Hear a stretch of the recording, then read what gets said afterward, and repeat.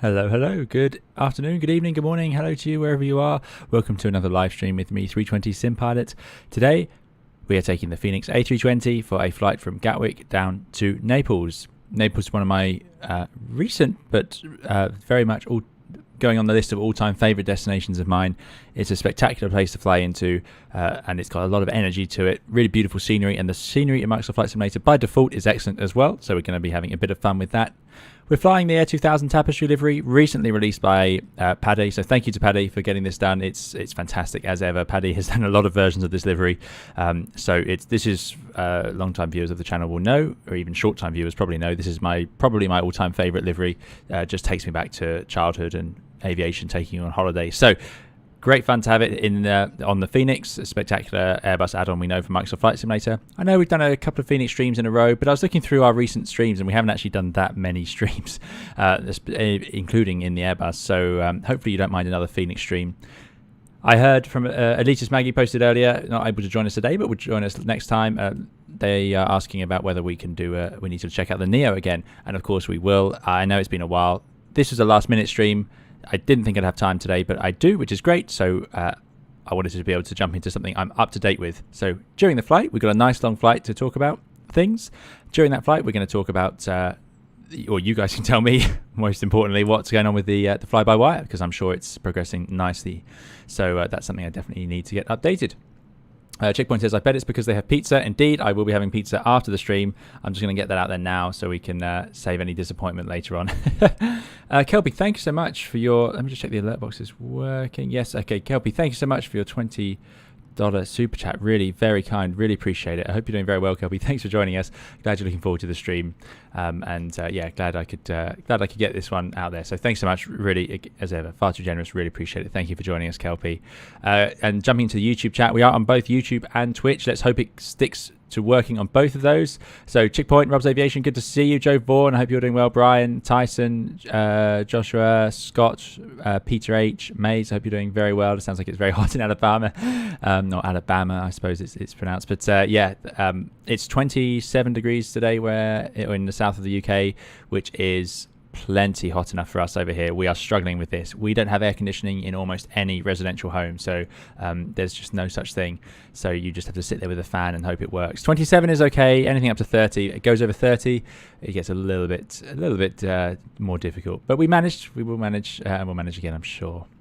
Emilio, good to see you. George Lumpkin, hope you're doing well. Frank Gary, Grumpy, David, hey, if I didn't say Dave already. And there we go. Looks like Cloudbot has come to life with the route. Max says, how much did the add-on cost? I don't remember. If somebody could please share that. I was on the beta team as well, or alpha and beta team for this aircraft, so I have not purchased this one myself. That's hopefully fair to say. So I don't know the list price. I remember it was considered quite good for the add-on at the time. It's 16 degrees in Glasgow, says John. Excellent. Well, that's nice and fresh. If I could have 16 degree air blowing in the window right now with my computer pumping out hot air like a fan heater, then that would be quite pleasant. Just Jace, just joined, and yes, the heat's driving me nuts now. Yeah, there you go. A lot of people struggling in the UK. We're not used to such sustained heat, but yeah, it's been a warm one. Right, I don't know what's happened to Kelpie's alert. So do apologise for that, Kelpie. Streamlabs has not woken up to that. Let me just see if I need to do anything here. Thanks for those subscriptions and follows to those of you joining along. And I really apologise if I miss any super chats. It looks like Streamlabs is not quite aware of them at the moment. We hope that fixes itself. But thank you again to Kelpie for that very kind donation. Ollie Nut is flying along today. Excellent. Feels like I haven't for ages because I've been busy with other things, but glad to be back running a bit late. Don't worry, I'm sure we'll be a bit late. Checkpoint sitting in 33 degrees. Excellent. Yeah, 31 degrees in St. Martin. Now, 31 degrees in somewhere like St. Martin seems like the right temperature. No doubt. 17 in Belfast. It's amazing how cold it can get in Belfast compared. Yeah, thanks for the follow, Pilot RJ. So I must also, let me merge the streams, as they say. We're on multi-stream now. So jumping into Twitch, Ethan Master says, shame the registration on this livery is wrong. GOOAB had IAEs. So Ethan Master, I've seen Paddy has already commented on this livery. It's on flightsim.to that it's going to be changed to, I think it's AT. So he is aware that this was not a CFM engine. I think Paddy didn't realise that they actually did have CFM A320s as well as the IAE. So there you go. Pilot RJ, hello to you. Thanks for joining us and thanks for the follow. Hitman GP as well, thank you. And Jesus, hope you're all doing very well. It's 34 in Ljubljana. Now that's pretty hot. Ljubljana, a beautiful, beautiful, beautiful place in Slovenia, which is just a fantastic country. Yeah, really recommend visiting Slovenia to any of you who haven't been. So Joe says, hi sir, do you think the Fenix Simulations A320, the $50, worth it? Well, Joe, all I can say is if you watch the videos, watch the streams, see what you think. It's entirely a personal choice as to whether it's worth it. For me, yes, but I'm looking for a lot from my Airbus sim.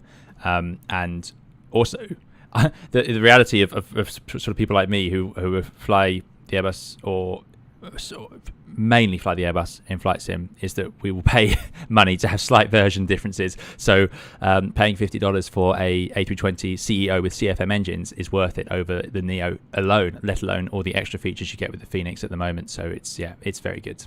But if you're new to the Airbus or you're not sure, then the fly-by-wire is fantastic as well. No doubt about it. It's just brilliant.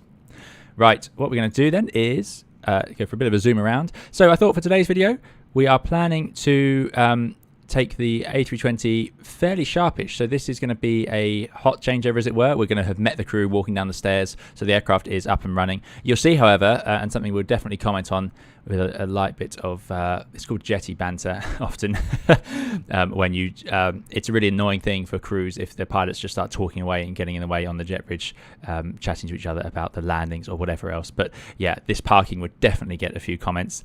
And as a result, the jetty hasn't been able to attach, so we're running with stairs. That's entirely the crew's fault for leaving it like this. But yeah, beautiful livery. Thank you to Padday for getting this made onto the Fenix. It's just lovely. It really just takes you away on holiday, which is the whole purpose of it. Something we'll talk about it en route, but yeah, these little wingtip fences I need to talk about as well as we get going. Right, I'm getting a bit of lag, although that is quite common with the Gatwick scenery because it's quite an intense scenery and we are running the Fenix. Hopefully that settles down and hopefully this all works out nicely with the connection, because we did obviously have trouble last time. Yeah, so this is a slightly updated version. Padday uploaded it with white engines initially. Now we have the correct sort of slightly greyed engines, and I think soon the registration will be changed to the actual CFM aircraft. Good. So bags are being loaded on. Passengers are eagerly standing at the gate, staring out those glass windows, getting frustrated that they aren't boarding yet because they've all been standing in there crammed in, no doubt, for too long. So what we're going to do is jump into the flight deck and get underway. So we've just sat down and what I've done is I've gone to the Fenix's panel states and we are on a turnaround with the PCA, the pre-conditioned air. You can't really see it except for the fact that the air coming in is at a decent temperature, the air being pumped into the cabin. It doesn't appear on any other page. This ground connection would be a high pressure air connection. So the only way to tell is sometimes some pilots turn off these fans up here to be able to tell if air is being pumped out of these vents. What I tend to do is you can just sort of notice, but mainly I'll look on here, and if I see the air temperature in here suddenly start rising, then you'll know they've probably disconnected the air. You're probably thinking, well, why does it matter? Well, we can't start the APU bleed. We can't use the APU bleed at the same time as that low pressure ground air. So it is a bit of an obstruction in getting things started in that sense. So let's import our flight from SimBrief.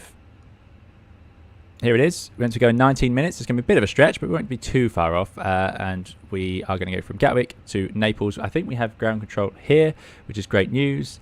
And as ever, I'm going to get through this fairly swiftly. We'll get underway and then we can chat on the way because we have a fairly decent flight time, 2 hours, 18 minutes. So plenty.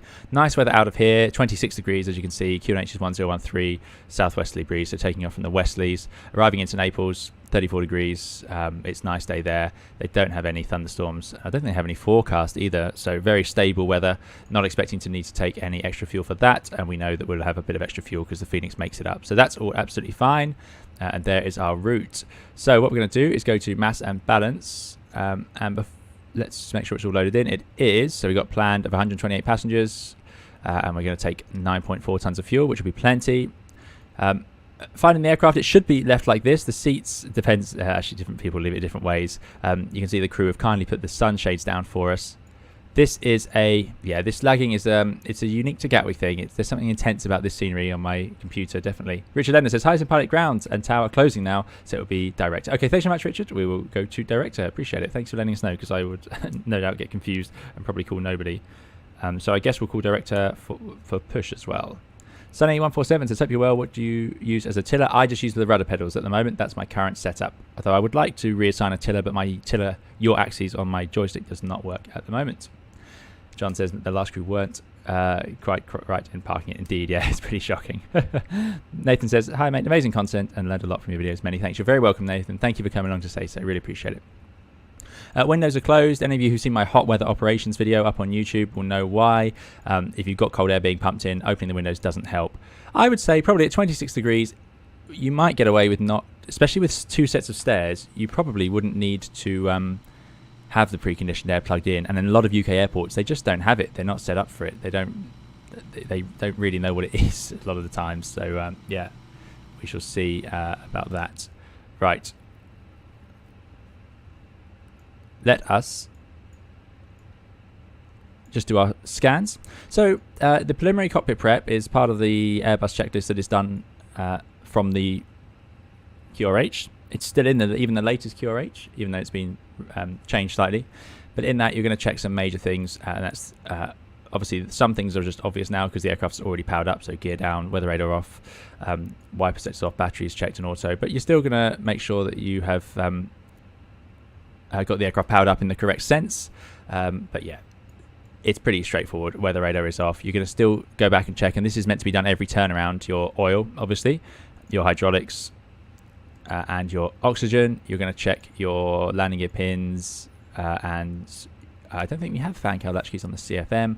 Then you've got your mast switches off, norm, flaps up and showing as 0, and all of this good stuff. Then we can go into our flows, and you can see it's really nice when the aircraft is set up, powered on. When you take it over, it does make your day easier. These are already in nav. You can do a realign if you'd like. Fueling is not done yet, but the lights are all set. You can do your battery check, which is talked about after the last stream. Some people left some helpful comments that why did we do the battery check, to check that the charging limiter does come into play. These should be turned on now. Most pilots won't do that, but that is the idea. It just seems a bit daft having turned them off after parking.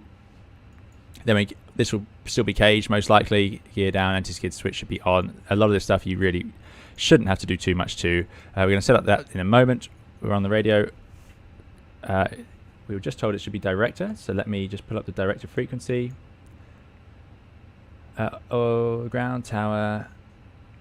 Oh, I think director's gone as well, so it might be just us. We'll see. We'll do that in a second then. And then we've got the alternate extension down, and the transponder is set to standby 1 above and standby. Perfect. All right then. Nope, don't do that. Let us definitely say it's safe to load. So hopefully the cabin crew will be able to say that they've done all of their checks. So let's load up the aircraft, and let's do fast. And that's how we'll speed this up to hopefully something reasonable. Whilst that's going, I'm just going to set up my charts. This is probably something you could do. Unicom now, says Richard. No problem at all. I can set that up on my little radio panel. I wish I had a radio panel that had 3 digits. There we go, 1228. Oh, sorry about this. That should improve once we get out of Gatwick. So now I'm going to import the routes. So this is stuff you'd probably do in the crew room or on the way there at some point. Not the most stressful thing in the world, but it saves having to do it now. However, once you're a bit more experienced, you might be less concerned. So that is that, and then we need to find our departure. So we're probably going to depart from runway 26 left. Thank you for the follow, and thank you again, Kelpie, for your very kind super chat. Really appreciate it.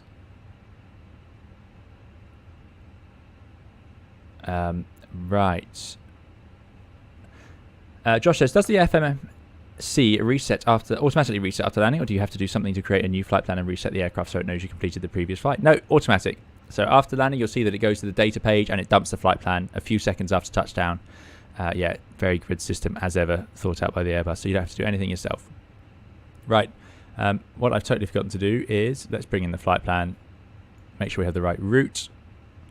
So this has come up a few times as well.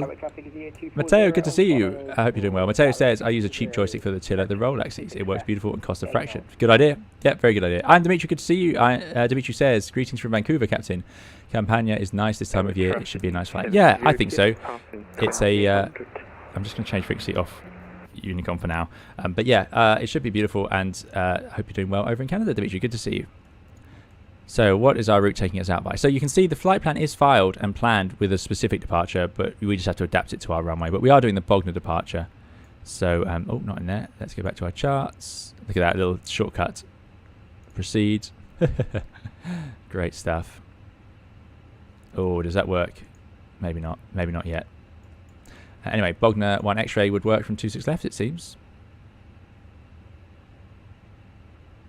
Runway 26 left, yeah. So that's all we're going to take. That's all I need for now. Good. We are busy loading. Let's get that FMGC up and running. Passengers are boarding. But we have got preconditioned air, so we don't need to start the APU just yet. Keep it quiet.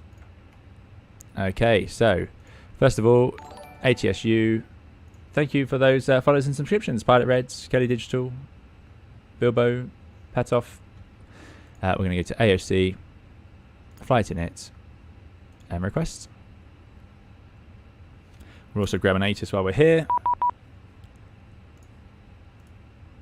129425. So we do have a controller. It's London controller.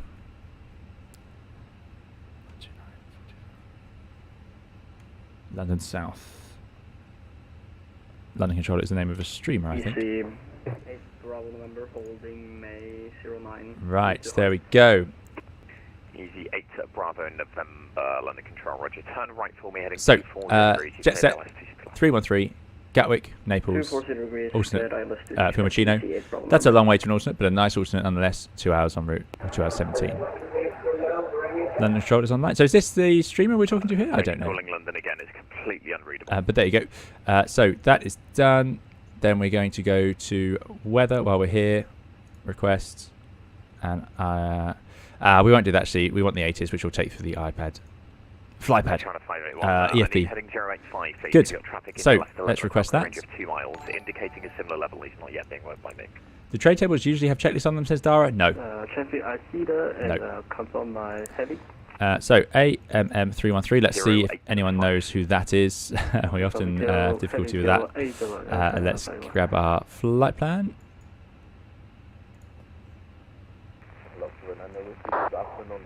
Infinite 224, good to see you. I hope you're doing well. Right. So we are going to be Cosnex 54 pretty fast, and we're going to cruise at 370. Oh, it's not at all. No, there's a problem with your flight plan. Just stand by. I'll give you a call back, okay? Oh, no. That sounds like the sort of thing we could have done wrong. And that would initialize on these newer fits automatically. And remind me to talk about the fit of the aircraft later on. So let's put in that departure. We know we're going from 26 left. Well, most likely Bogner 1 X-ray. That is almost certainly what we'll do. And of course, now I've said that, it won't be. And there's our route, which we would obviously check through very carefully. What I'm going to do is put in the arrival. Arrival today. Erica for 24. Now I'm hoping we'll get to use 26. I can do the IDA Zulu 24. 7800 stand free for Gatwick, no ATIS. Erica 1 Alpha. Insert. Yes, there is no ATIS now. Yellow cleared to Boston, November 1 X-ray departure, squawk 0471. Going to Boston, long way. To Boston, let's go back to weather. Is there an ATIS available? There it is. We'll get away with that one. Just. Juliet, stand 143 on the west part. By Juliet, stand 143. Kelly Digital says, what is that iPad? I don't think I see that in my 320. This is the Fenix Simulations, Kelly Digital. Phoenix Simulations, which comes with this EFB. If you can't see it on the Phoenix, then click this little button here to make sure it appears. Oh, so we haven't broken it. Rob A320, thanks so much for the $5 tip, $5.07 tip. It's really kind. Rob says, it has been said that it's not a matter of course that somebody who is riding this horse...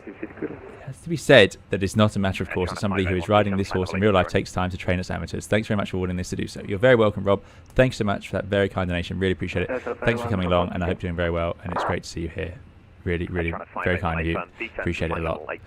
And yeah, it's my pleasure. It's great fun. Oh, what have I done to my mouse? There we go. It's great fun to get to chat about this with people that are so enthusiastic for it. So I absolutely love it. So thanks so much. Really appreciate it. What have I done to my mouse? This is concerning. There we go. Right. My mouse has got 2 little buttons to change the sensitivity, and sometimes they accidentally go a bit wrong. So boarding's complete, so that's good. So we got our mass and balance. That's done. We just need to get our clearance, but let's finish up with the McDo. So that was, we've done our init, or data, we've done our init A. done our flight plan. Secondary flight plan I'm going to copy. Radnav auto-tuned, as I would. Honestly, in real life, it's very rare I'll tune something unless it's needed for an emergency turn or something like that. And we'll put in our alternate fuel. Oh, it's going to be quite high to get up to Rome, I would imagine. 1.8, yeah, that's pretty high for an alternate. Not very efficient, but there it is. It's a nice alternate to have. So finally, we've got to finish up in it B and do performance. That's our diff strip. So let me see if I can figure out the stand. We're on 49 left. QNH of 1013. Let's get our clearance. London, good afternoon. Jetset 313, stand 49 left. A320 with QNH 1013 at Gatwick. Request clearance to Naples. Jetset 313, I couldn't have you departing and streaming hundreds of people and watch all the ATC just leave, so I thought I'd come and join you. I'm not the London controller, but I am the best London controller. So to Naples, it's the Bognor 1 X-ray departure, squawk 7503. Thank you very much. Thank you so much for coming along. I wasn't sure, but it's yeah, great to have you. And that is the Bognor 1 X-ray, squawk 7503 for Jetset 313. Thanks again. Correct.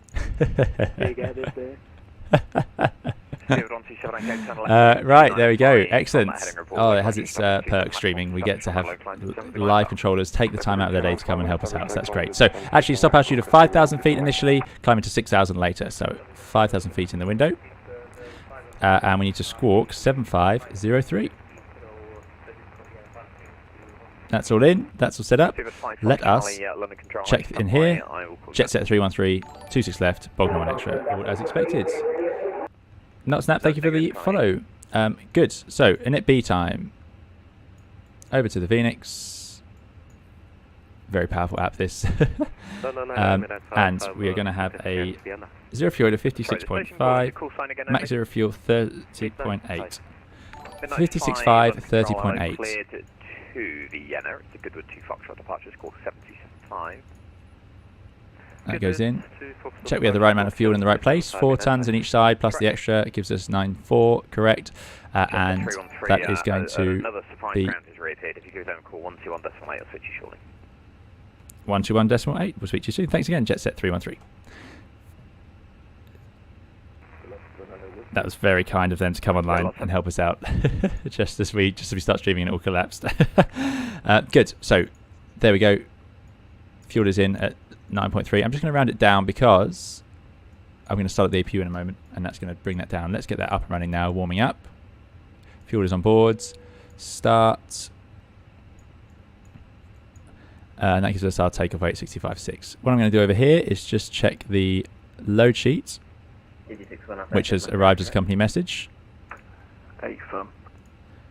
And accept that. 56.40 fuel weight. Yeah, we went 56.5. So that's pretty close. Good. So final bit's going to be performance, which is there. And we can go over here to our departure performance.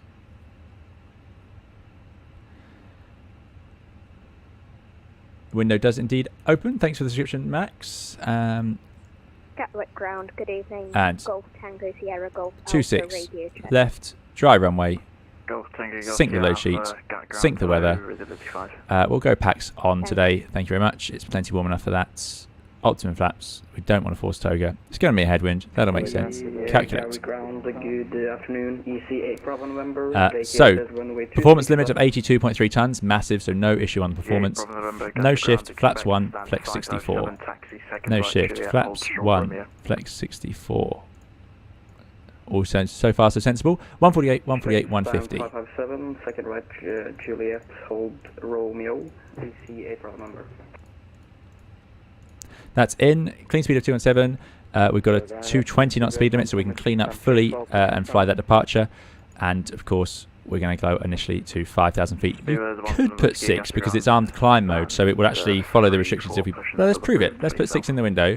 And then as long as I don't change to open climb, it's going to give us that magenta 5,000 down there, you see. So that's great. There we go. So that's the fuel page done. That's performance done. So diff strip is now complete.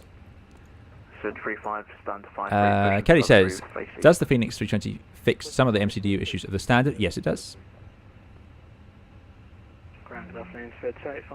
Right.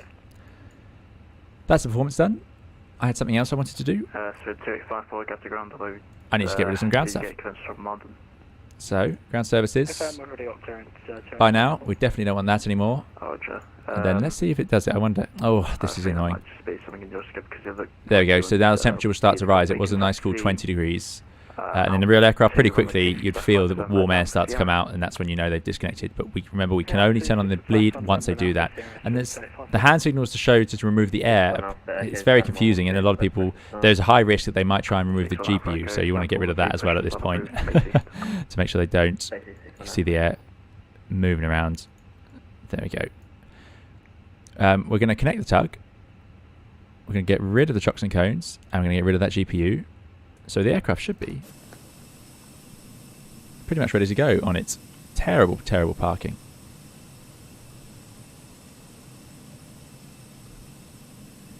The fuel plant is simulated via SimBrief.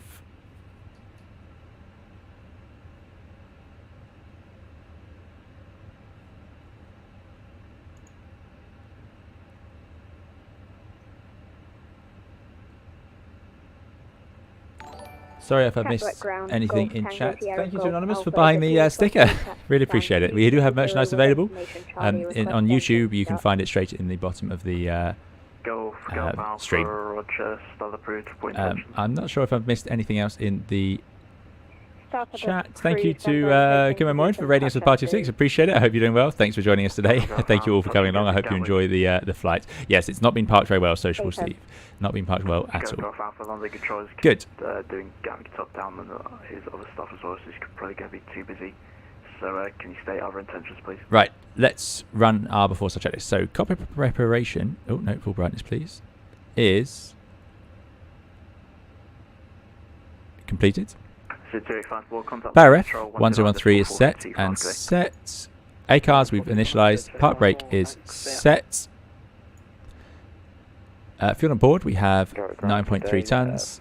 Init B is loaded. Flexible temperature we have gone for 64.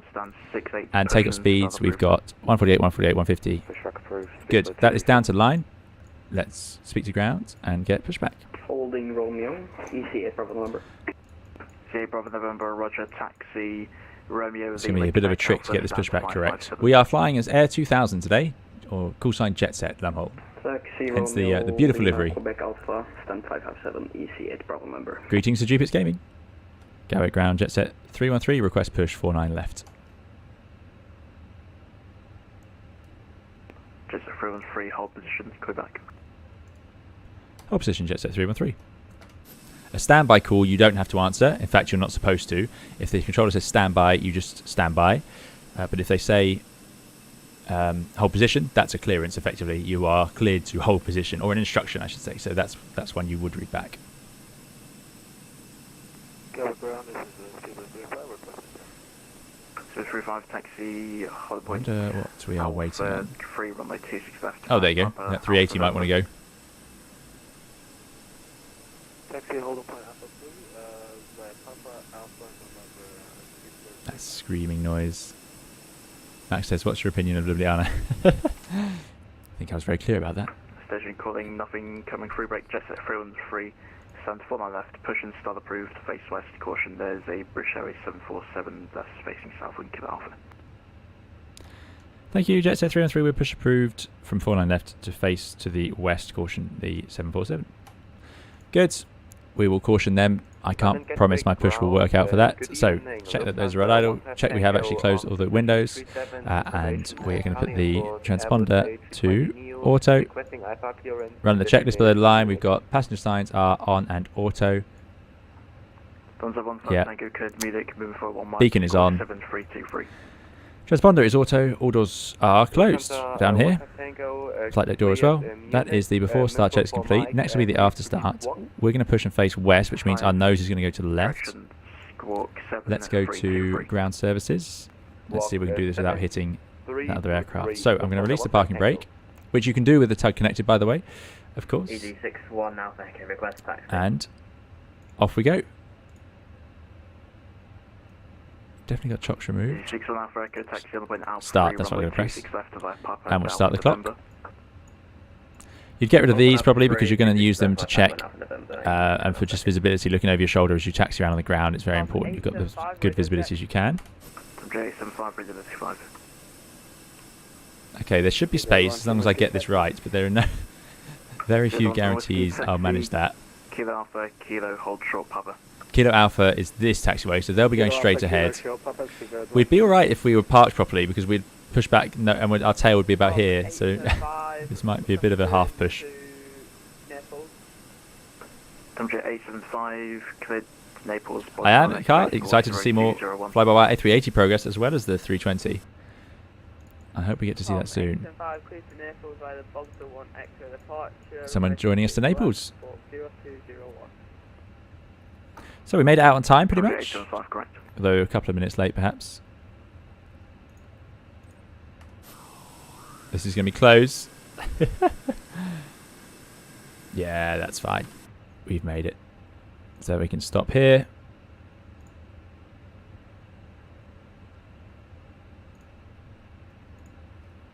That's a stop. They would call us to set the brakes. Brakes set. Disconnect the tug. Let's start up engine number... Let's do engine number 1 and get underway, shall we? We can do the other engine once we're going. So, block pressure, starting number 1.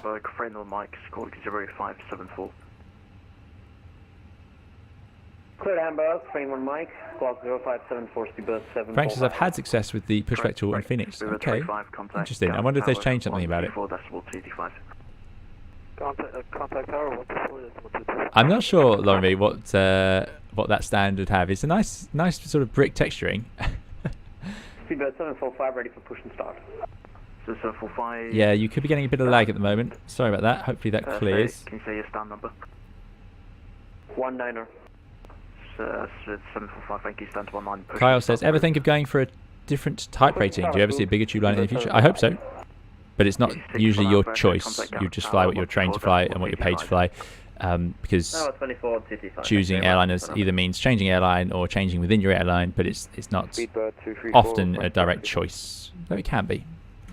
So 234, taxi Quebec Alpha Lima, hold short Papa. Yeah, we are going to do one engine stump code, hence we're starting engine number 1, which is now available. Back to norm on the ignition switch. We're going to put the APU bleed off, the yellow electric pump on. Then we can arm the ground spoilers, set the flaps to 1. 15 Tango, standby. Set the CG correctly to 28.5. You do that from the load sheet. Again, I just do this for convenience. Standby. And we're going to run the afterstart checklist. Did you just reconnect that? Looks like I've lost some of your... After checks, ground equipment removed, anti-ice off, flaps are config 1% green, and they are 1 blue in there. APU is on, yellow electric pump is on, trims are 28.5 and 0, cabin doors are armed, which we can see there. And ECAM status, so we should have a status page. It should say 3 things. Cat 3 single only, because we're on 1 engine. Cat 3 dual is an operative. Pack 2 is an operative. So that's all as expected. Now, because we're going to do quite a lot whilst taxiing, I'm going to actually go in and get rid of this message now with the final load sheet. It's hopefully what it is. Load sheet. And it's compliance with edition 1 to Naples 2 and 4. So let's accept that. That's done. So our performance is all valid. Get rid of that status page. Let's go. Push and start approved. Push and start approved. Lufthansa 15 Tango. Thank you. Dumjet 875, stand 5. It's busy over here. Approved, face east. Push and start approved, face east on 875. Jetset 313, request taxi. Jetset 313, taxi Papa, hold short kilo. Taxi Papa, hold short kilo, Jetset 313. So we're on Lima, so down Papa, hold short kilo, so just a little left and then stop. Not far at all. Right, taxi light, turn off lights, have a good look around. There's another 380 over there. Yeah, I'm hoping this lag will clear up for us once we get underway. Oof, that's pretty bad. It's actually on the outside view it's causing a problem. So let's get underway. 677, contact Gatwick Tower, See if I can get the head tracking to work even with that. Edna means addition, Tom.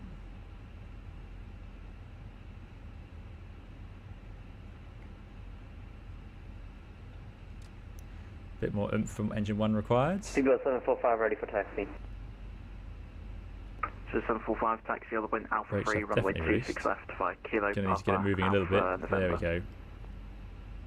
Ooh, it's heavy. It doesn't want to go. Holding point Alpha 3, runway 26 left, 5 kilo Papa Alpha November, Seabird 745. Yeah, this scenery is beautiful, but it is a little bit heavy on resources.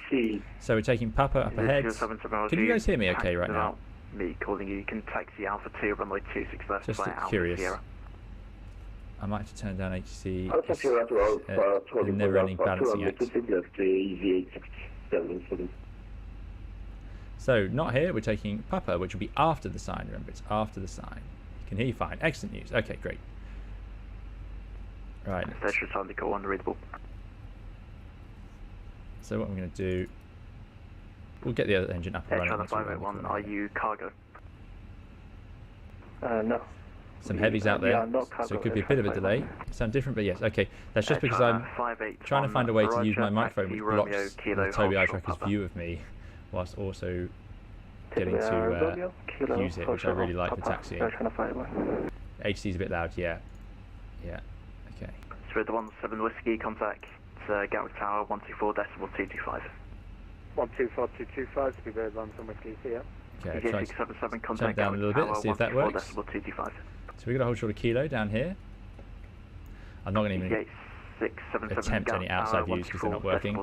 But it's about to get really busy as we get up to the holding point over there, so let's start up the next engine. So, yeah, Jet 313 after the British Airways 747 that passes left to right, takes the other point Alpha 3 to correction Alpha 2, 26 left, via Papa Alpha Sierra. After the British Airways 747 taxis left to right, we'll take Papa and then Alpha Sierra to Alpha 2, holding point 26 left, jet set 313. Okay, let's see if I can work that one out. So Papa, Alpha Sierra, Alpha 2 is just before it. Okay, cool. Let's go. Yeah, so brakes are released. Let's get that engine going. So we turned off the electric pump. We put on the AP bleed. Let's put the ignition switch to ignition. We have pressure at that start valve. Let's start engine number 2. We must make sure thrust lever 2 is at idle. Remember, it will start and then rev to whatever that is set to. So we're going to get that underway. We've got plenty of time because we're not going to take off until 1 minute 40 these days behind these aircraft. Don't see many 747s now. Nope, no model matching at the moment. I'm waiting for a really stable version. Maybe it is. I haven't been able to mess around with the sim much. I've been pretty much working, and then if I get the chance to stream, I've just been jumping in and streaming. So yeah, I would like model matching, but I don't want to risk any stability issues. That's all. Stormcode says another quick question. During one engine taxi, when should we start another engine? Well, you need to start it when you think you've got time. You don't want to cross any active runways while starting an engine or on one engine. That's not great. And you want to have it ready to warm up in time if you need to warm them up. So it's up to you really, but it's just a judgment call. I've started it a little bit earlier than I probably absolutely have to. I could probably start it about now, but I want it up and running so that I know I'm going to get overloaded in a minute as it gets busy down by the holding point, especially when you're running with Delta 313, contact Gatwick Tower, 124.225 on your own. 122325, jet set 313. So confirm 124.225. Sorry, 124225, jet set 313. Thanks for your help. 24. Very nice to have another controller. 225. Yeah, this is a bit of a problem. I'm looking over my radio. Hence, you're seeing me. Let's not go over there. And you're seeing me move my head around. Right, 24225. We are with. Good. Engine's up and running. So, of course, the other pilot would normally do this. We're going to take Alpha Sierra here. So Christy is right, there is a warm-up time. 5 minutes is usually for a cold engine, which means it's been left cold for typically about 2 hours, although that time will obviously vary. Right, that goes to norm. AP bleed off. AP off. 1 Alpha Echo, contact London now 129.425. Bye bye. Status is all normal. 129.425, goodbye, 61 FX. Good. Right, we're going to follow the heavies over. Yeah, so 5 minutes will be if the engine's cold, although typically it can be... some aircraft it's only 2 minutes at the moment, depending on which engines you're using, whether it's a NEO and so on. What we can do now, though, is we can run the flight controls. So there's full left, full right, neutral, full down, full up, neutral, full left on the rudder, and full right. You wouldn't really do that stationary, but if you've of course used the tiller disconnect. Let's get ourselves over to Alpha 2, which is before the turn, so make sure we don't get the wrong one.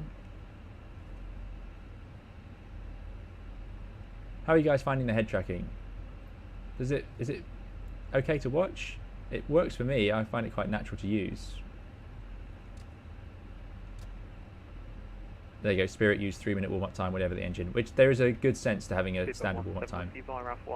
So the aircraft will run a centre tank fuel pump test after you started the second engine only. Don't want to get too close to 7.4. Pumps out a lot of fumes. Correction. Sorry, contact London 129.425. So 129.45. yeah, the aircraft will run a centre tank test. So for 2 minutes you can't take off, and it's only once that's done that you can you'll get your memo normally, and that's a good clue that the aircraft's done its centre tank test. It's forbidden to take off while the centre tanks are being used. Justin likes the head tracking, works great, says Kelpie. Okay, great news. Thanks very much.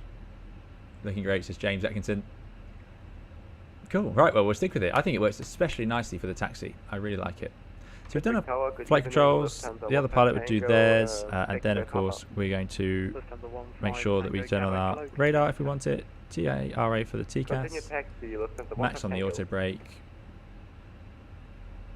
oh, not quite, there we go, max on the auto brake, takeoff config. Let's go up to Alpha 2, which is just up here, nicely signposted, then we can run our checklist. It's busy as ever in Gatwick. Jack says, if you're given the chance to fly another airliner, what would you choose? That's such a hard question. I'd like to try a Boeing one day, but also, if you said to me you can fly the 340 or the 380, I'd love to do that. Takeoff 26, let's do the 170. Yeah, difficult. Thanks so much. I've missed a few there. Kelly Digital, thank you for the $10 tip. I'm so sorry. Let me run... Well, okay, let's start off. AP May, thank you for the $10 super chat. I'm really sorry I missed those. So AP May says, I sent you a chat last time, but I think it got caught during the technical issues. Wanted to thank you for the vids. I have learned a lot and have been having a lot of fun flying the fly-by-wire for Dan Air. That's great news. Thanks so much, AP May. Yeah, Dan Air Virtual, now letting you fly around in different Airbus aircraft as well via the First Choice airline. So that's great. And thanks so much for the $10 super chat. Sorry I missed you last time, AP May. I think you came through right at the end, and I think I did see it, but it was I must have been too late. So really, very kind. Thank you, AP May. Thanks for saying so. Thanks for joining us. Really appreciate it. And have fun with Dan Air Virtual. This is excellent fun. Kelly Digital as well. I'm so sorry. Let me rerun that one. Kelly Digital kindly tipped $10. Thanks for all the content. Brilliant, says Kelly Digital. You're very welcome, Kelly Digital. Thank you for coming along. Thanks for joining us today. And thanks for watching along. And I'm so sorry I missed that chat the first time around. I hope you are still here. But yeah, thank you again, AP May and Kelly Digital, for those very kind super chats. I'm glad you've been enjoying the videos. And great to have you join us here today. Really appreciate it. Kelly Digital says, this face tracking is nice and smooth, need to work on my settings. I am going to talk about my settings soon that I use for the face or head tracking, because it's taken me a little while, but I am pretty happy with the current settings I've got. So we're going to move up to Alpha 2. For takeoff checklist. Flight controls are checked, TCAS is TARA, departure brief confirmed, takeoff data we have 148, 150, climb nav blue, 152, and we're going to flex 64. Let's get moving. Station standby, brake, speedbird 74526 left, clear takeoff, service from 240 degrees 109. Flaps config, 1% green, and ECAM MO, takeoff no blue, that's down to the line. The CFMs need a little bit of extra boost to get going. Look at the wheels on the pink plane in front of you, says Kelly Digital. I think they've gone now. Oh, they're over there. Yeah, they have a, I think it's meant to be a 380 of some variety.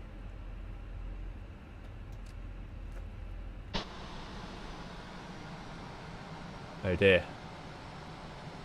15 Tango, expect 2 minutes delay, wait turbulence. As a Lufthansa Lufthansa running 15 under Tango, delay. Roger. I'm not sure. Often you'd line up aircraft. Anyway, we're going to set the brake there. We've done our checklist. We're just going to go below the line.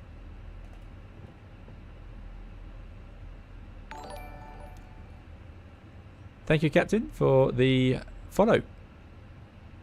Engines are definitely warm. So it'd be 1 minute 40 behind most heavy aircraft. 7.4, I'm not sure what that'd be now. You just don't see them.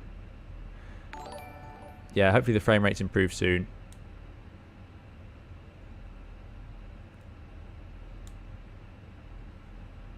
I would show you more outside views, but it's just not working. Cuba 745, contact London 129.425, bye-bye. 129.425. Have a great day. Speedbird 745. Kelly says, no problem, your YouTube content has made Microsoft Flight Simulator so much better. Glad to hear it, thanks so much. Yeah, I'm sorry about the lag, it will hopefully improve. JJ Smallpiece says, Toby head track is great with A321, doesn't work so well with the Hawk T1, the seat harness gets away. Oh, that's interesting, yeah. Because in Microsoft Flight Simulator, you can use the head tracking to move forward and backwards, and you can reset your position, whereas in DCS, you can't use the forward and backwards part, as far as I can tell. Thanks very much for all these follows. Really appreciate it. FGR, Jimmy, Jort, really very kind. Pol9, thanks so much for your €20 super chat. Far too kind. Great to see you here again, Pol9, who as ever has supported the channel so much. So really, really appreciate it. Thank you for your €20, and you are amazing pair. Far too kind. Thanks so much, Pol9. I hope you're doing well. Thanks for joining us again today. Great to see you here. Very, very generous, and yeah, thank you for supporting the channel. Harry says, how much degrees should you rotate to when taking off? Well, with an engine fade, it's 12.5. Otherwise, it's rotate and then with... Oh, I haven't contacted. That's the problem. Tower jet set 313 Alpha 2 for holding short 26 left. Jet set 313, Gatwick Tower, hello, hold Alpha 2. Hold Alpha 2, jet set 313. That's my bad. We were passed over and I failed to do that. I was doing the old monitor thing. So yeah, thank you again, Pol9, for the super chat. Really appreciate it. Very, very, very generous. And thank you for all these new follows. Good. I think I have the overlay set up. We do. This is looking good. So there's the Lufthansa going ahead of us. Nicholas, thanks for the follow. Really appreciate it. I hope you're doing well. I hope you enjoy the video. 313 behind the departing Lufthansa A320 NEO via Alpha 1 line up 26 left behind. Behind departing Lufthansa A320 NEO via Alpha 1 line up and wait 26 left behind. Jet set 313. Right, lights on. Lufthansa 5, correction, Lufthansa 15 Tango runway 26. All of them on. Tray tables away at this point, most certainly. Brakes released. Lufthansa 15 Tango runway 26 left. Head tracking on. Just reset the position. There we go. Let's get on the runway. So it's all clear on the approach. Can't see anybody in our TCAS too close, and they're climbing, so they're not about to land on us. That's a bit too much revving. Although out at the holding point, it's not such a concern. You're unlikely to have people behind you or trucks or things. No, this is not the INI builds. Is the INI builds worth it? Has anyone used any? Is there any builds Gatwick for Microsoft? There is, isn't there? Because they made a great one for X-Plane. So is this the same?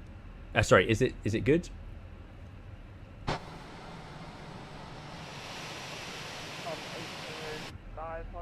And how about the frame rates compared to the freeway one? Because the freeway is lovely, but I am struggling to run it with the Fenix, it seems. We just need to run below the line, which is going to be something I'm going to do when we stop.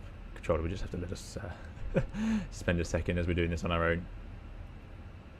Because, of course, in the real aircraft, this would be a classic two-pilot maneuver. Right, stop here. Good. We've got below line.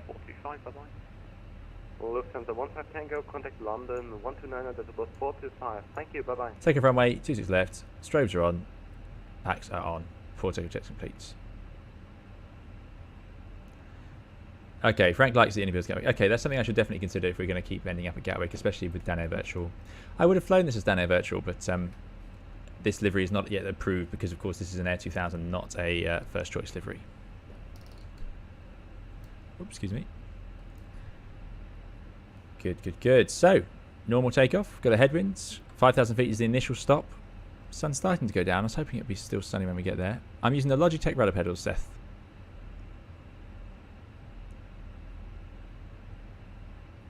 Gatwick 313, 26 left, clear takeoff, surface wind 240 degrees 10 knots. Clear for takeoff, 26 left, jet set 313. Right, start the clock.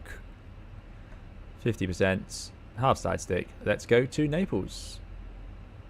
25-minute taxi, yeah, quite a busy old taxi. Brakes released.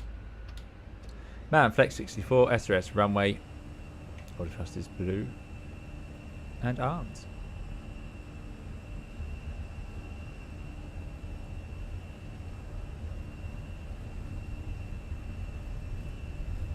Side sticks to neutral. Quite high speeds. If you rotate the aircraft up at these speeds, it actually is quite sensitive on these older aircraft that don't use rotate law, because you've got a lot of air going over that elevator. So V1 rotates. Positive climb, gear up, nav, and we're underway. So there you go, you can see there about 19 degrees pitch. I think that's probably a little bit optimistic. It'll probably be a little bit lower than that, but not far off. Tower easy 13 Zulu Lima would be holding up to. Easy 13 Zulu Lima, via Alpha 1, line up 26 left. Thrust climb, climb, order thrusts. Thrust lever is now back in the climb gate. Nose coming down. You see that's quite a big nose drop. It's not quite that pronounced in the real aircraft, I think. 313, contact London 129.445, bye-bye. 129425, jet set 313. Thanks for your help, mate. Let us bring the flaps to 0. We know we can clean up for the rest of this SID. Going to put autopilot 1 in. And we've got out magenta 5000 is going to obey the restrictions, which is great and absolutely what we want. There is traffic above, although it's quite a way above. Let's get that frequency. 875, holding point altitude. 29. 875, we still see you, you'll be off the evening. 45.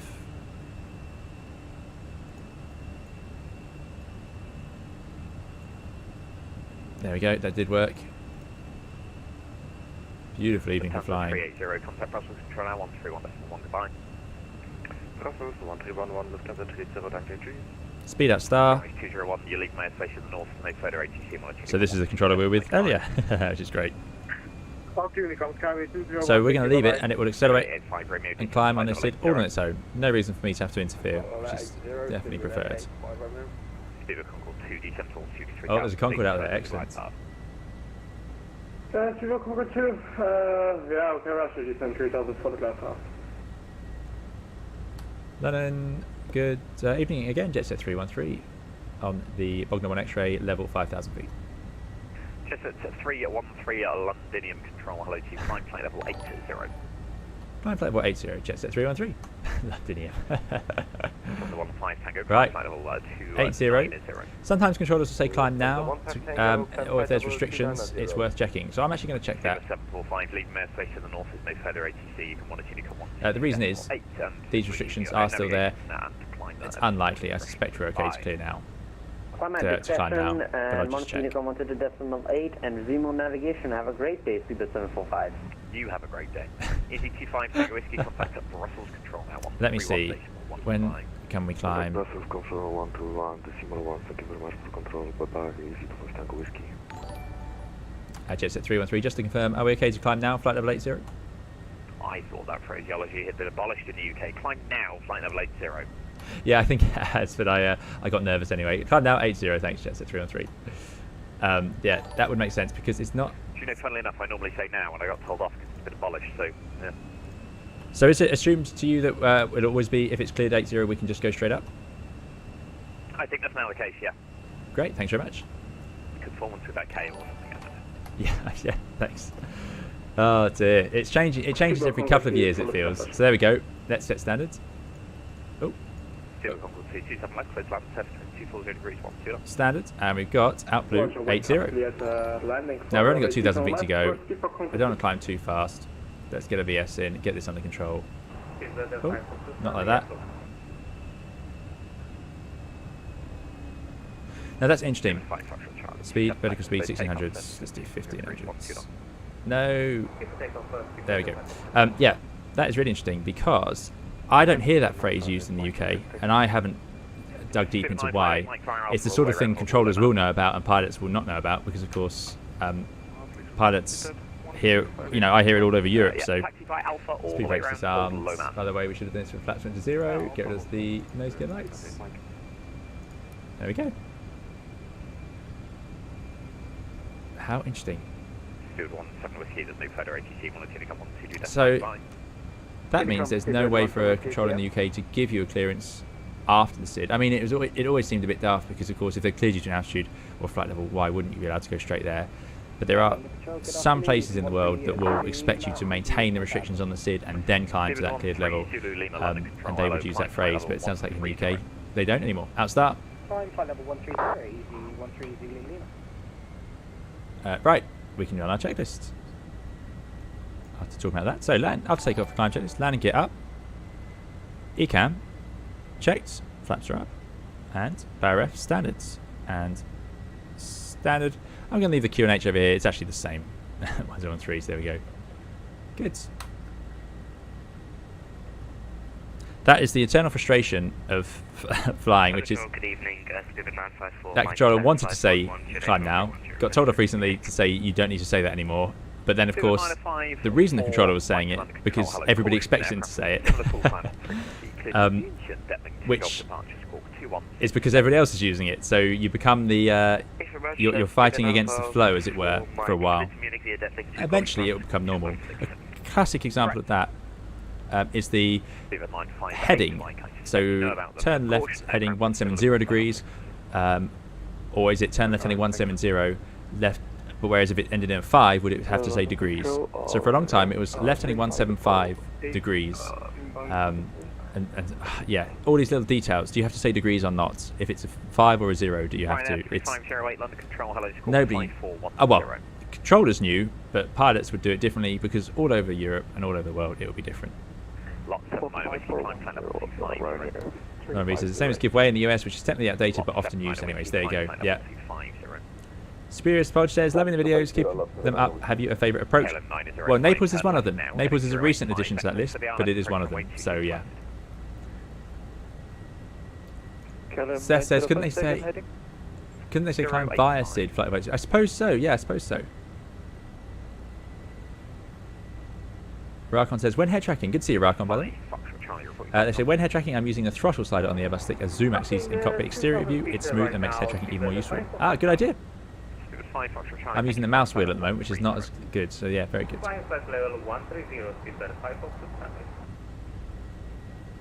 The controller is fine. Yeah, this controller is great. No, you have a great day. Yeah. 13 Zulu Lima, turn left heading 040 degrees. Stumcode says, is this busy in Gatwick in real life? Gatwick can be busy in that, I suspect. Lauren B says they did approve 2007 Air 2000 Tapestry on the 75 for you, says Lauren B. Yeah, they did indeed. They did, so I'm not complaining at all about Danair's livery selection. It's already excellent, but this one is not currently. It's a very new livery, and also this is. I wonder if we'll get the first choice variation on it, because I believe the one on the 75 is Tapestry, but it does say first choice. I am using the Thrustmaster Quad add-ons, James. Sadly, we're not going to Nepal, no. That would be a long flight. Flight level 230. Shuttle 251 Kilo, London Control. Hello, you're not late at all. Squawk 5234. No, not that long, Stumcode. 5234, thank you. Right now, 350 flight radar heading 195. Climb. Was there? Good evening to you, hope you're doing well. I did not go to Farnborough this year. But 350, I better put on a good display. Right now, we are coasting out nice and low. Radar heading 195. Climb feet level wet. 150. As came up in the last stream. Good, 885 Romeo 8, 8000, descend again.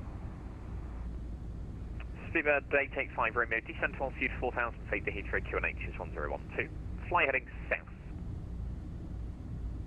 4,000 feet Alpha heading south. Thank you, with 885 Romeo.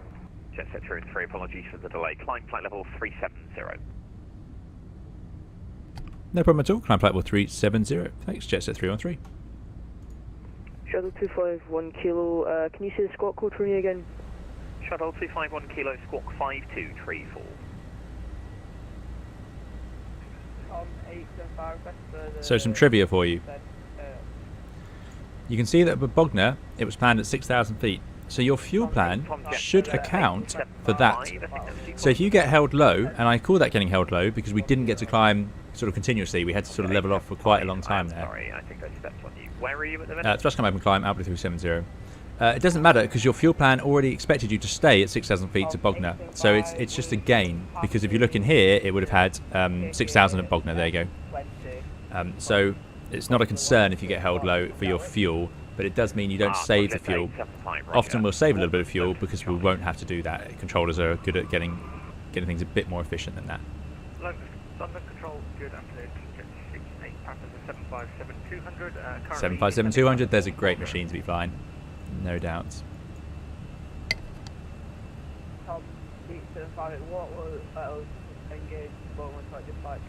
Right, passing flight level 100, so that's all looking good. We're getting rid of those lights. Passenger signs off. Clear out the rad nav. Copy over the secondary. Sensible on the fuel used. 800. That's about 9.3, so that works. I'm going to go to airports. There's no more constraints, so probably both pilots would. It's a reality.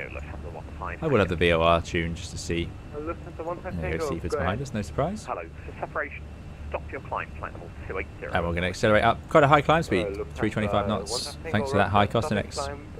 Yeah, the Fenix sections are amazing, there's no doubt about it. Aviation, good to see you. Aviation says, was a pleasure helping you get out Gatwick. Have a safe flight. Thanks so much, Aviation. Thanks for looking after us at Gatwick. Really, really appreciate it. It was brilliant. All the controllers have been so great today. It's been really nice. Really looking after us. So yeah, thank you so much. It adds so much to the experience. It's one of the reasons we do a lot of Gatwick flights. And I've got no problem with that because Gatwick's often such a nice place to fly. We have got in big trouble there before, but still we come back. Ed, good to see you, Crash Ed. Ed says, evening, a bit late tonight, hope everyone is doing well. You are a bit late, but also we wouldn't normally have taken off by now. We'd be probably just rolling, so we've done well today. And that was with a relatively long taxi. So great to see you, Ed. You only just missed the takeoff. Was there says, hope you and the FO well. The FO is all fine, although she's too hot to come and sit in here and join me. In the winter, she'll be back with the streams, no doubt. It's nice and warm in this room. Come to join us. Yes, that'd be good. Raphael says, hey there, could you explain why does the LDEV indicator on the PFD during takeoff mean? Coming from the fly-by-wire to the Fenix, it's a new concept. Yeah, it shouldn't, basically. I don't think that's supposed to be there. It's something to do with the way the RNAV logic is set up, but yeah, you wouldn't see LDEV on takeoff, that I'm aware of, unless it's a feature I don't know about.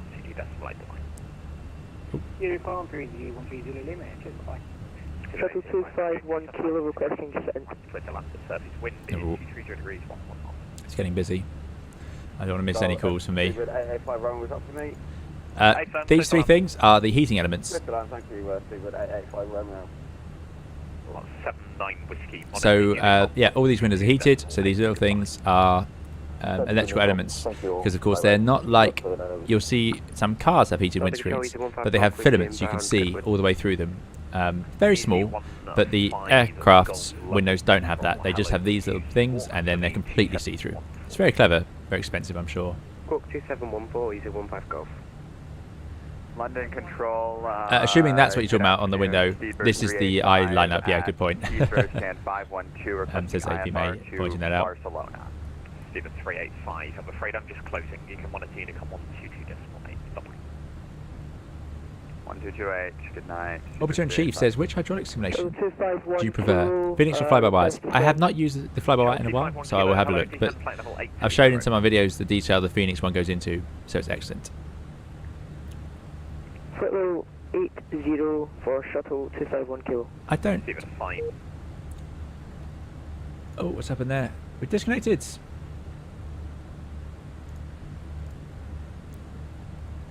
Okay, we're back on. Good. Okay, that's good news. I thought the internet failed there. It's traffic go back to the classic clear takeoff to the surface. The wind is 240 degrees, 9 knots. Clear back up to 6 left, 4 off. 4 off, back. X-wing is... Yes, 313, our time together comes to an end. You are leaving the London FIR. You can 122.8. Apologies, not the best service you'll need. That was absolutely brilliant service. Thanks so much. 122.8, and thanks again for looking after us. Jet Set 313. Hopefully we'll see you soon. I plan to. That controller is great. Right, so 1228. Delta 1414, you can exit the cul-de-sac. I've learnt something new, which is great news. So I will dig in to the Cap 413 and check that the phrase climb now has been removed, and then I will, if I find it has been, which I have no reason to think it hasn't, that sounds reasonable because you almost never hear it anyway in the UK, and then I can impress everybody with my knowledge of the Cap 413, which is a famously poorly understood document by pilots. Right. Thank you for those follows to Frankie and Most Oblivious.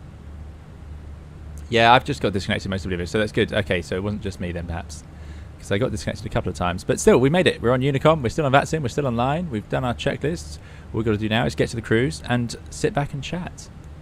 Evening, Russell. Good to see you. Russell says, long time since watching your streams due to work commitments. Thought I'd log in to learn some more. Thanks for coming along, Russell. Indeed, it's a different world to when I was streaming 2 years ago and everybody was online all the time, which is great. The world's moved on, which is fantastic. But yeah, it's great that people still stop in and say hi. So good to see you again, and I hope you're doing very well, and I hope work is treating you well. Frank says the cockpit's typically blue like that. Yes, the Airbus cockpit is blue, and more they're going this way, the new Boeings as well. The tan brown seems to have been phased out a little bit.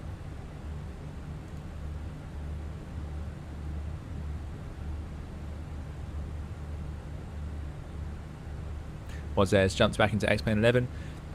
It was very nearly an X-Plane 11 flight today. I will be back in X-Plane 11. I thought about taking the dash for a spin, but I wanted to go to Naples and I wanted to use this livery. So that's what happened there. Giuseppe Gaming, good to see you. I hope you're doing well. It's been a while as well. Giuseppe over at Twinfinite Gaming Magazine with reviews and latest news and so on. Good to see you. Thanks for coming along. I hope work is treating you as well. Vabav Panchal, good to see you. Thanks for joining us. Hello to you. Stomco says, why blue? I don't know. That's something to ask, as people always say, Mr. or Mrs. Airbus.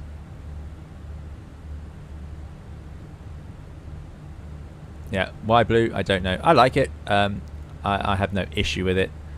The Dash 8 was sort of a grey colour. I think the 7.8 is a sort of dark grey, isn't it? It's quite a bit darker than the Airbus. You really don't notice, and frankly, you probably don't care much. The tan brown of the Boeings was the famous one, which looks quite nice as well. A lot of people like those planes. So, Aviation Soup says, what was your favourite aircraft prior to flying the A320? Was the 320 always the goal? Oh, that's a good question. Was the 320 always the goal?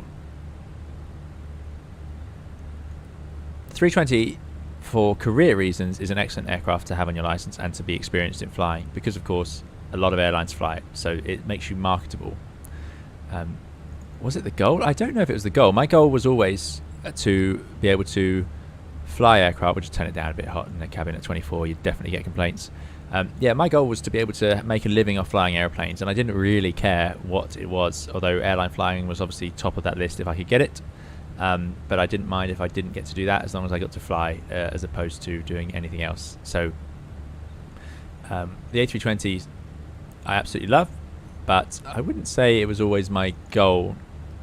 That honour would probably go to the 757, which is gone.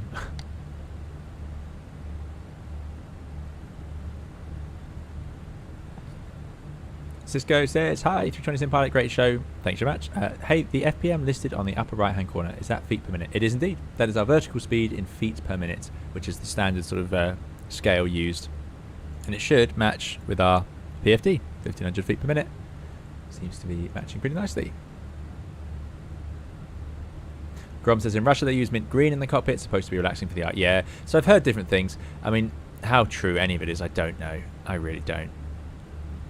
I heard someone told me once that the blue makes you, I can't remember, angry or something. I mean, I don't really believe it, frankly.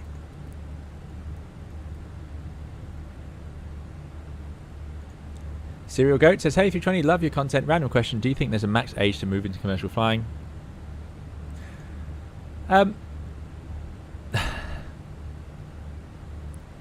That's a question that does come up. It depends where you are in the world. It depends how much you're looking to get out of it and how big the risk is. Now, there's no reason you can't become a pilot in your 40s, 50s, you know, who knows? Because, of course, if you can work for 10 years for an airline, then that's fine. the question is, it's rare because, of course, moving on and taking such a big commitment and changing careers at that stage in your life is considered high risk, because you probably have other things going on in your life or another career of some variety. So that it doesn't happen very often. But if you're medically able to do it, so your medical will be passed, then that's the key thing. And then do the airlines where in your part of the world, how long will they let you fly? So in the UK, you can fly until you're 65, but that does rely on your medical staying valid that whole time. And it gets harder, obviously. As you get older, more things are more likely to affect your medical. So yeah, that's... there's no, I don't think there's a maximum age, but you will see cadet schemes as well, and airlines may impose the age limits. They're not allowed to in all parts of the world, but in some places they will. So yeah, I don't know if I'd say there was an age limit, but obviously I'd say 60 is probably pushing it, because of course you have to hang up your wings by the time you're 65, so, and that's in the UK, so you wouldn't get much return for your investment, put it that way. If blue makes you angry, should you really be flying an aircraft at all? Says Duck Speak. Yes, I think that sums up the argument about colours perfectly. Giuseppe says blue is supposed to be easy on the eye like green. Yeah, I mean, I don't know what other colours they could make it. What if it was all black like a car? I mean, would that be an issue? I don't know. I really don't know. Probably a bit warm.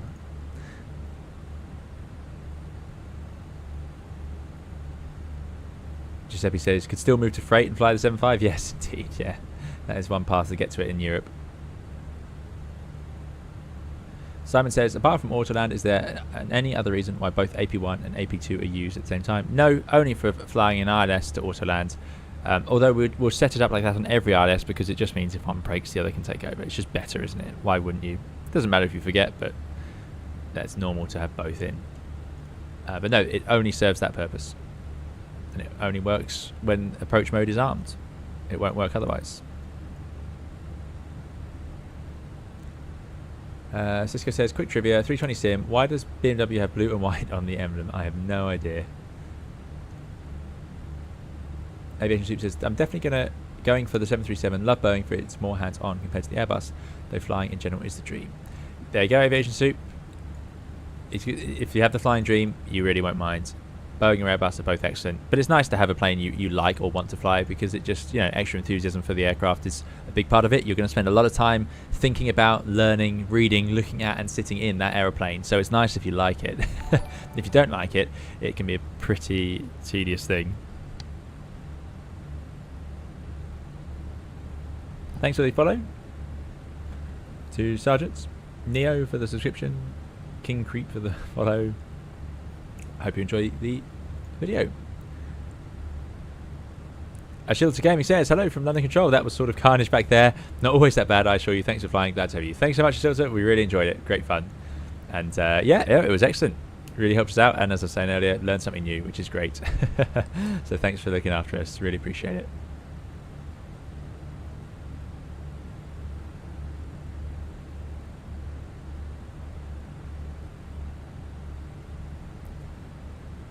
Sirigo says, interesting, thanks. I'm here in the UK. After training, I imagine I'd be 35. Well, yeah, so again, it's a risk analysis for you and where your life is. In terms of sheer age, people move into airlines at the age of 35, no problem. But it's yeah, everything else is what often affects people's choices. What about a neon green cockpit, says TGN2? Yeah, why not? Jeff says, EasyJet should paint their cockpits orange. Neo says, will you be flying the MD-82 again soon? I very much thought about flying the MD-82 today as well. It was in the consideration, but I haven't opened it for a while. I need to relearn it a bit, so that's why we're in the Airbus. I'm getting less time at the moment. Summer months, very busy. I'm sure you've seen all the news. So I'm having a bit of a struggle to study to the point where I feel safe streaming it, some of these aircraft. So hopefully soon we'll get, I do plan on it at some point.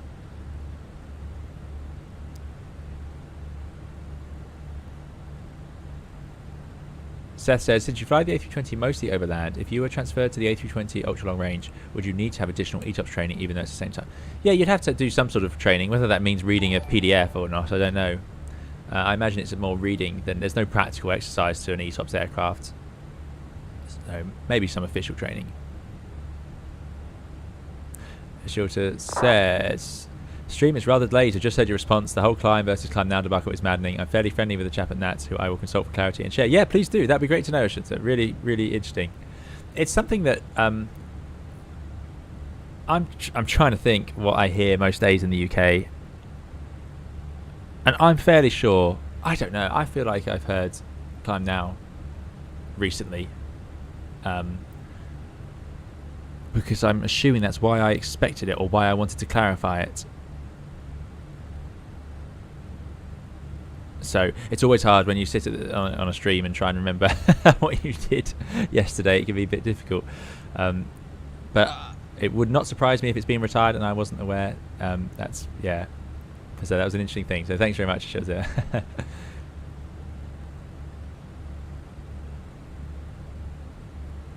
Oh, there's some wind loading in. Lovely. That does not happen. That would be a significant event. I'd be very surprised to see that in the real aircraft. Joe Vaughan says, if you changed airlines and had to retype onto a different plane manufacturer, Boeing for example, would you lose your rank? What if you changed rating with your existing company? No, if you change within your existing company, you keep your rank. If you change airline, you'll just go to whatever that airline gives you. Yep. Frank says, any interest in doing Janet flights now 600 is out? Did you buy the 600? That's a fun idea. I haven't thought about it, but that could be fun. Good excuse for a route. And we did fly the 73 not too long ago on stream. But I have not yet got the 600. Is it worth it, or could you just fly the 700? What's the difference? And the H1302 says, good evening folks, just in from work. I shall be flying to Napoli in real life on Saturday morning. Wow, excellent, Andy. That would be great fun. Enjoy that. Try and get, well, I won't tell you which side to sit on because it depends which approach you get to fly. But yeah, have fun. Mac, outstar. TCAS to below. Get through our systems check. All looking very sensible.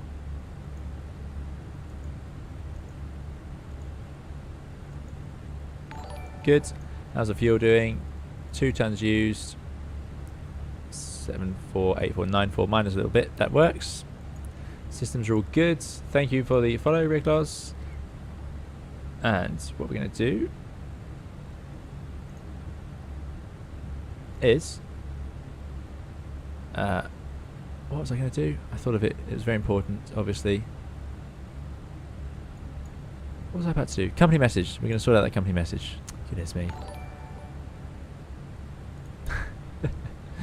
Right. Receive messages. Jet set ops. ADC for 3 minutes. Outrageous. We can do that.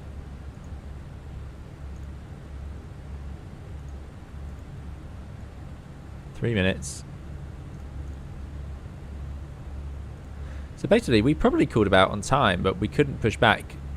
Controller said, wait. So that's going to be AMZ.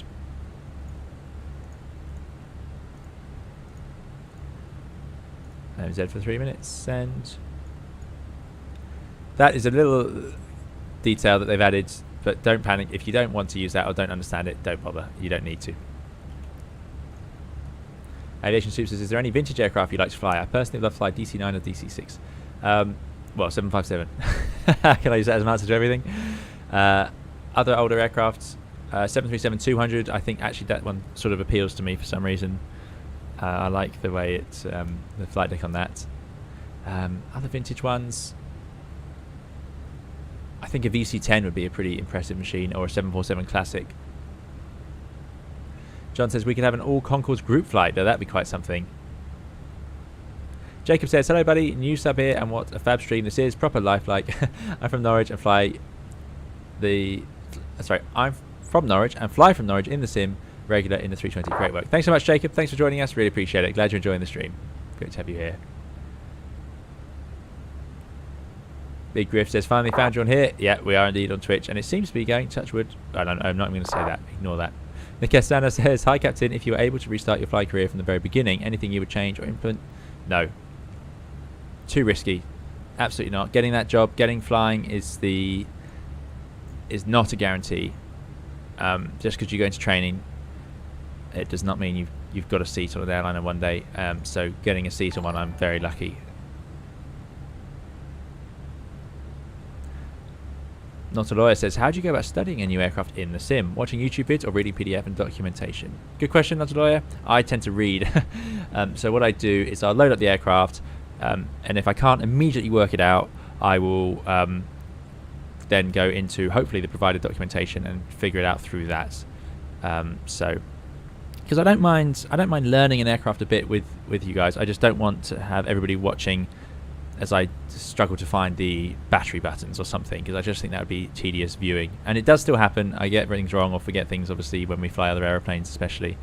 But yeah, that's typically what I do. So included documentation, and what I really hope for is like a quick start guide as opposed to the full FCOM procedures, just so we can get it in the air. Because I'm not going to learn the full procedures for another aircraft. It's not sensible for me to have that in my head, and I would forget it very quickly anyway.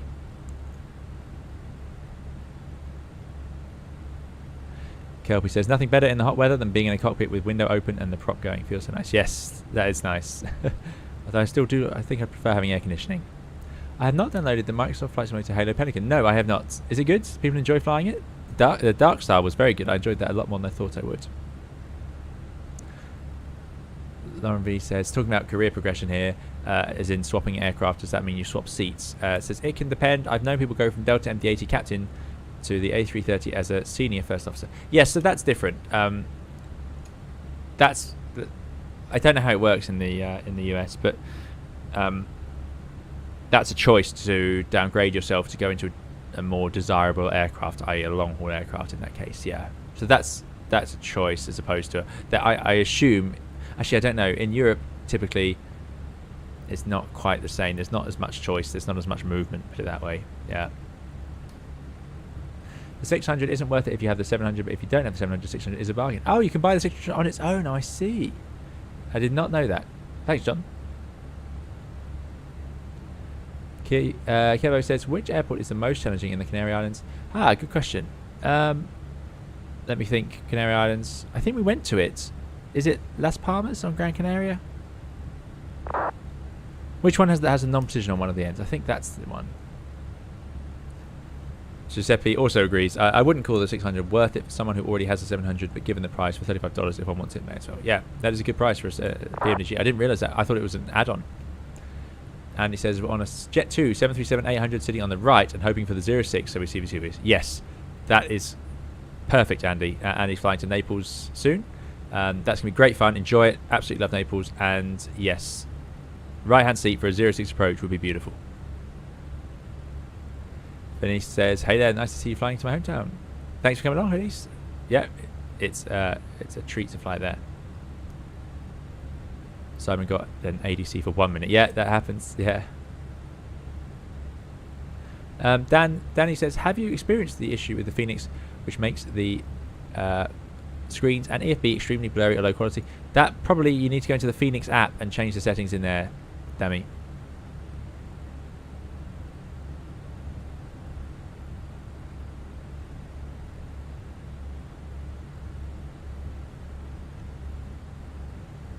Frank says, what's your go-to drink right after you get into the flight deck? Tea?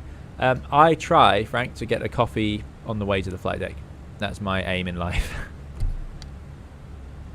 Sad but true.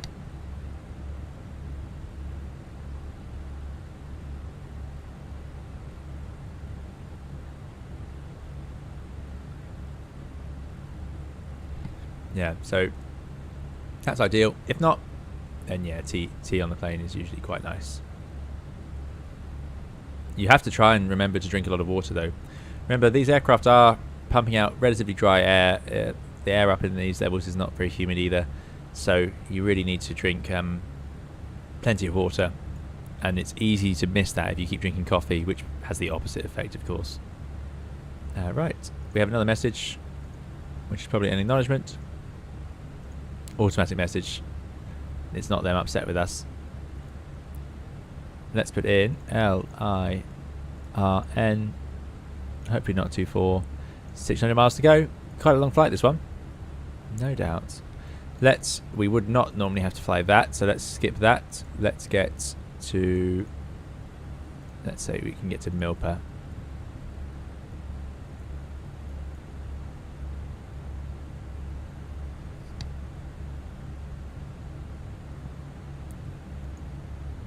Stomco says, by the way, before I go to bed, I've watched your videos for like the past 2-3 months and finally bought Microsoft Flight Simulator the other day. Still training with small GA though. Excellent. Thanks, Stomco. Glad you've enjoyed the videos, and yeah, enjoy the GA. It's great fun.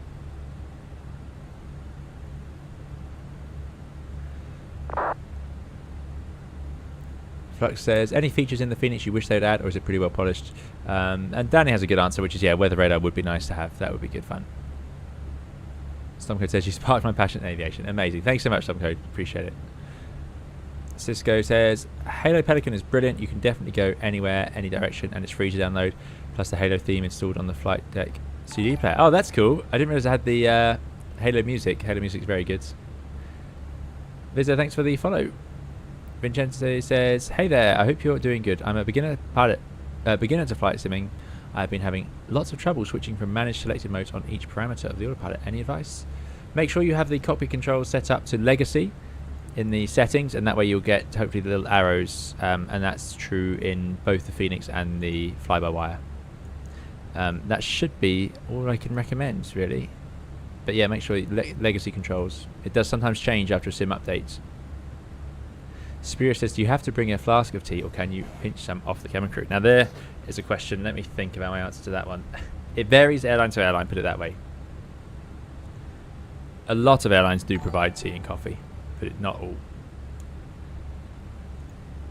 But you can always get hot water on the airplane, so because of course it's sold to the passengers. So I don't know of any airlines that don't let you get hot water off the airplane, so you can bring your own sort of tea bags on those airlines if you want to. Giuseppe says, are you using the new scenery for Naples? I found it really good. Where's that available, Giuseppe? I'm really sorry, I missed it. I didn't look too hard though. I'm just going to be using default today. But I must say, the default scenery, the airport scenery not so much, but the actual scenery around it, very good. I'm always impressed with what we get by default here.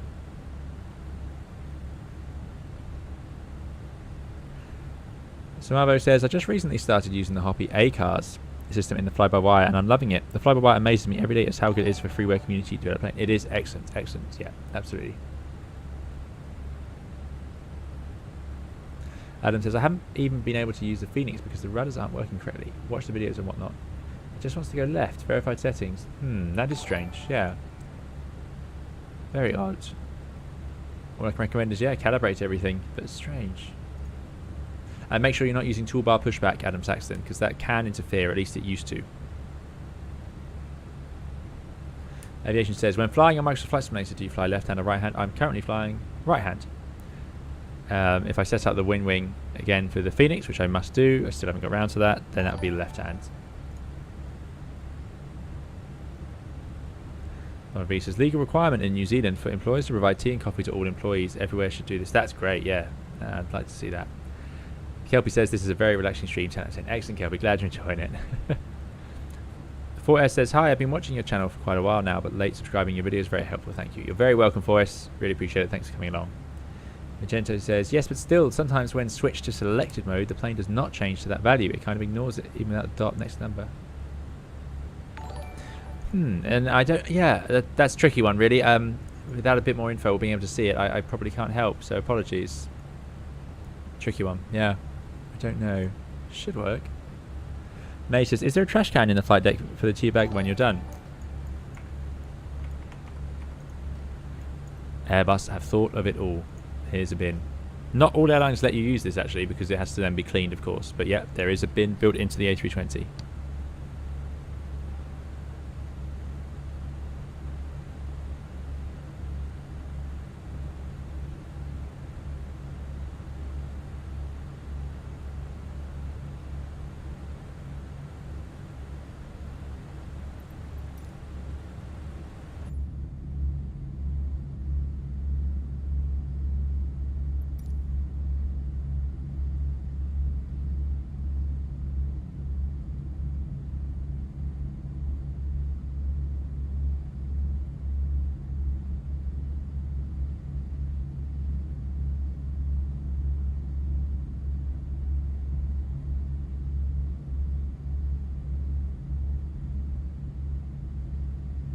Frank says, luckily the Nashville airport has better coffee options now versus typical Starbucks. There you go.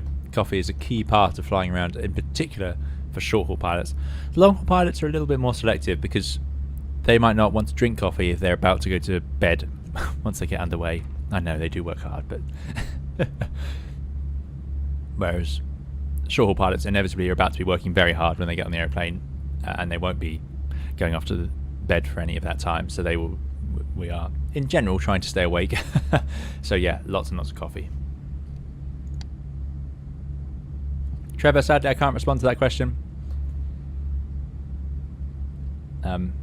But thank you for coming along. Glad you enjoyed the videos.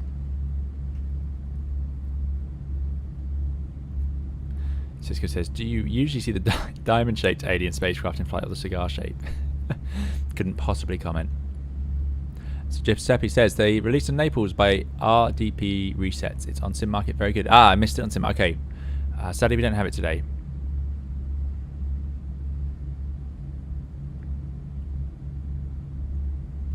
Test pilot says, does rostering, where possible, pay you with a different pilot to prevent familiarity? No. So, no. If you're in a small base, an airline with just a few aircraft in a base, then you will fly with the same people over and over. And sometimes, just by coincidence, you'll match with them for a few days in a row. Sometimes you'll not match with them. If you're flying in a large airline with lots of pilots, you'll never fly with each other anyway. And if you do, it'll be very rare. But either way, there's no issue. No. Because remember, if, in some places, if you only have one airplane or you're a startup airline, you're going to have about 3 or 4 pilots, so, or maybe 6. But yeah, no, they don't. They don't specifically avoid it. It's quite normal.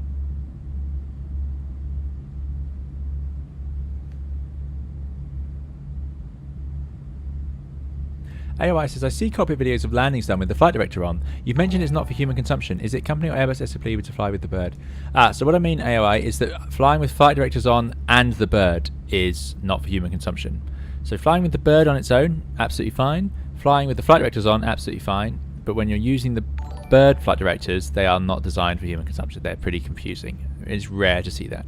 Now, some airlines may let you do it, but I would say that's rare. Samuel, the weather radar does not yet work in the Fenix. They're waiting for the Microsoft Flight Simulator package to be updated to allow that.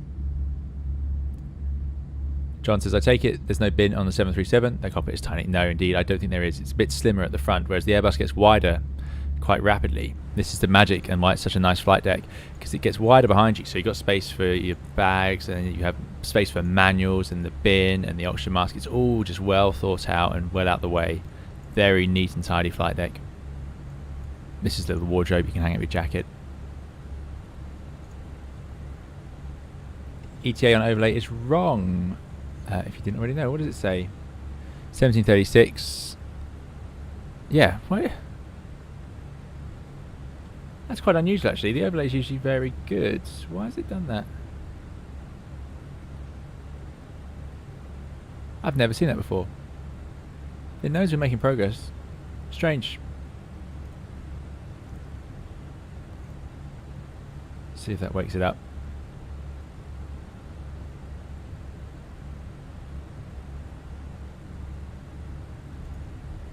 That's very reliable normally. Oh well. We'll let it off this once.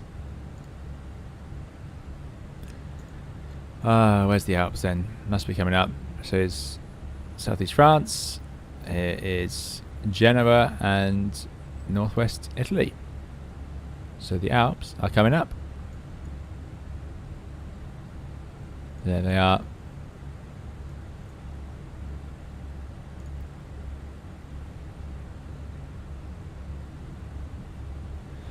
Kat says, forgive me for likely a repeat question, but what did you do to build your hours? I did not have to build my hours. So I trained in Europe, so I was allowed to fly in an airliner commercially as soon as I finished my license. In America, I know that's not the case, but in Europe, you are. So that's what I did. Frank says, where do you throw away your cigs? So there is a little ashtray here.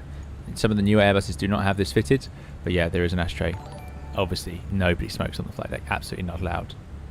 Captain Mark, thanks for the follow.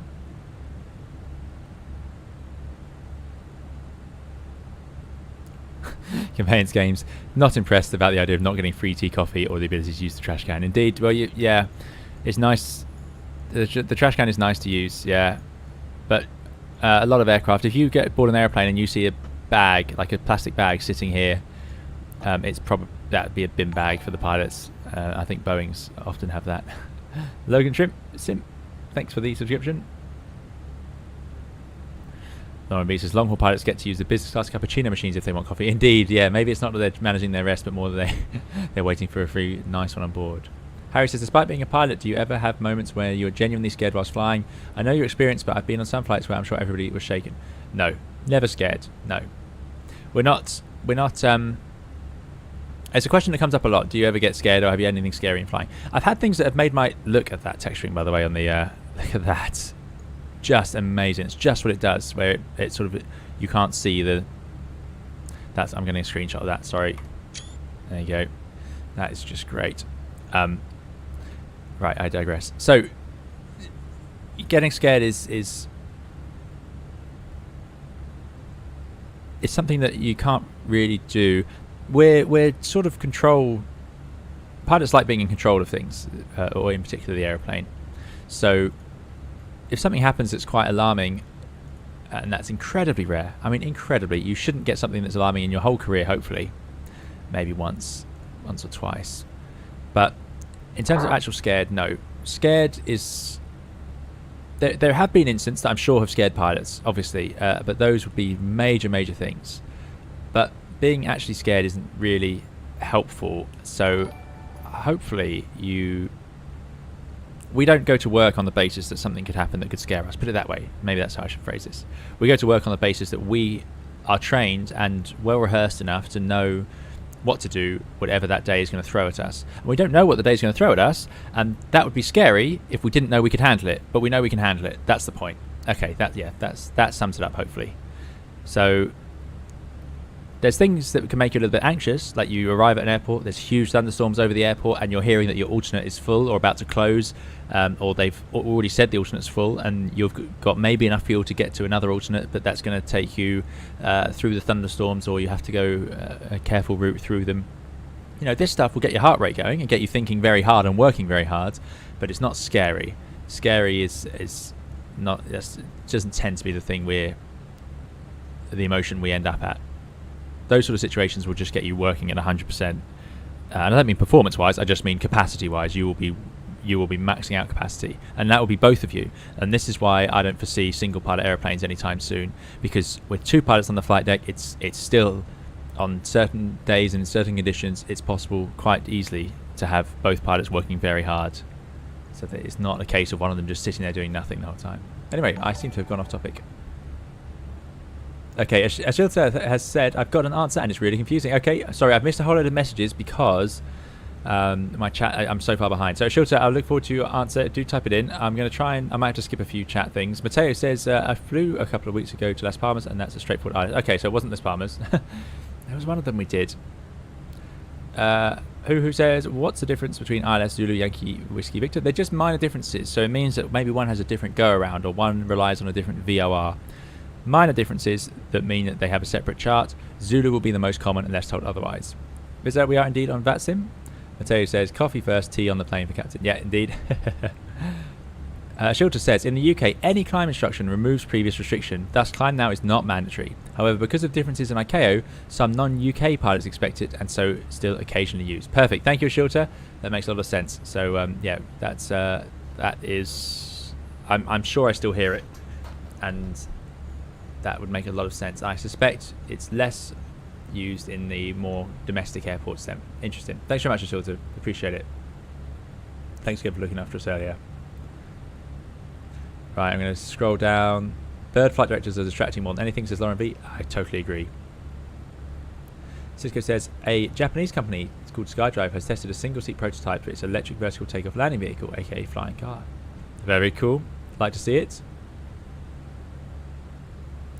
Why the flight level is even when you're flying to the east? It's odd. 37. Ed says, what is the green glove for behind the FO seat? That is fire gloves. So, used if handling high temperatures. Yep. Yeah, this is still showing current time. Sorry about that. I'm not sure what the overlay is upset about, but I might close it and reopen it and see if that works. Frank says, is there any way to discouple the turbofans from jet engine, or are they hard connected? No, so the turbofans are connected to they're not actually connected to the jet engine, they're free. Hence you can spin them on the ground. It's not like a piston engine. So you can spin the fan blades, and that's why they windmill in the winds on the engine, because it's not connected to anything. It just works on the air being blown over the turbine at the back. But no, you can't take them out or disconnect them in any other way.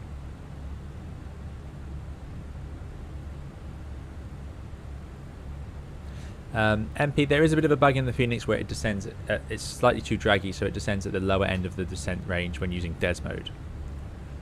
That is a bit of a bug. 4S says, if you're not allowed to smoke, why put an ashtray? Well, you're not allowed to smoke as a passenger, but there are ashtrays in the toilets. The reason is it's a requirement to have them so that nobody accidentally or tries to put a cigarette out in the bin, because it would catch fire very quickly, which is obviously not what you want on an airplane. There are fire extinguishers, of course, but still, you don't want to be in that situation. Padday says, is it airline specific whether you use auto throttle on final approach? Yes. But in the Airbus, for using auto throttle is very common on final approach, whereas in the Boeings it's more common to disconnect the auto throttle when you take out the autopilot, because it has a pitch power couple, so it makes more sense. Whereas the Airbus has no pitch power couple, which is when, as the power changes, the aircraft goes out of trim. The Airbus accounts for all of that, so it's quite normal to leave the auto throttle in until landing.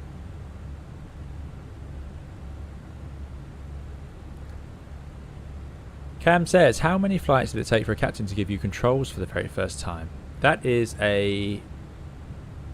well, you'll do controls on your first flight. So when you first go into training and your first flight with passengers, you will fly the airplane, maybe not your very first flight, but on your first day, almost certainly, because that's the whole point of training. So it'll be straight away. During your initial training, on the first time you're flying passengers, the training captain you're with will give you the controls, probably more than half the time, because they want to see you fly the airplane and make sure you're safe doing it. And then after that, it's pretty much always 50% of the time that you're in control. Chris says, Airbus are working on single pilot ops, but for long haul and during the cruise phase. Yes, that makes more sense. So that at least you can wake somebody up to help you out if there's an issue. William says, why are pilots taught about the coffin corner? If I'm aware, you guys don't typically cruise up there at 500. No, but it's important for us to realise what's going on and why these are restricting on us. Because, of course, if I went at 337 to 39, so recommended max is 386. So I would actually start to get into coffin corner before 390. Remember, it depends on your weight as well. The heavier you are, the lower that recommended max will be, and the closer you'll be to coffin corner. So it's not about actually hitting where they meet or intersect. It's about being close to it, because, of course, you have to have a margin of safety as ever. Thanks, Elias, for the follow. So yeah, so already you could call this coffin corner because we're getting up there, no doubt about it. But this is quite a nice wide margin for us. Captain Zella, hello to you. You do not have to buy BatSim 4S, it's free. The jump seat does not have a microphone maze. Indeed, checkpoint, those gloves are yeah to hold your coffee. Wrong altitude on the overlay, really? 38 watts. Yeah, it's way off. It's very odd. I'm closing the overlay. Let's see if I can fix it. Oh, that noise. Everyone hates that noise, of course. The usually means a problem.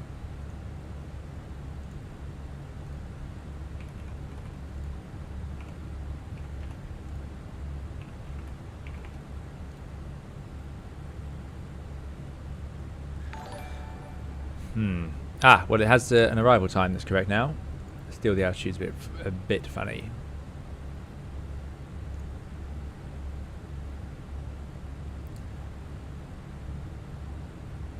As she says, I managed to somehow get my Fenix A320 to alpha floor and on autopilot while doing the approach to Kalamata that you posted a vid on. Is that something that can happen on the real thing? No, it shouldn't alpha floor with the autopilot in. That sounds like a bug with the weather perhaps, or the winds. The reason is it won't go below. It shouldn't go below VLS with the autopilot in if you're using manual thrust. If you used auto thrust. If you use manual thrust, then yes, you could get it into alpha floor. But again, not normal. Very, very unusual, in fact. Something you don't want to see. Sounds like an eventful approach. Danny Rubel, good to see you. Danny says, when was the last time you had to fly through a pretty gnarly thunderstorm? Never. Don't have to ever fly through a thunderstorm. So dodging them, yes. We had a phase in Europe a few weeks ago now that we had some large areas, and it's typically actually where we it's typically further over here, over sort of Ljubljana and places. They get big build-ups of thunderstorms in the afternoon. They're probably there today, actually. I haven't looked at the weather charts over there.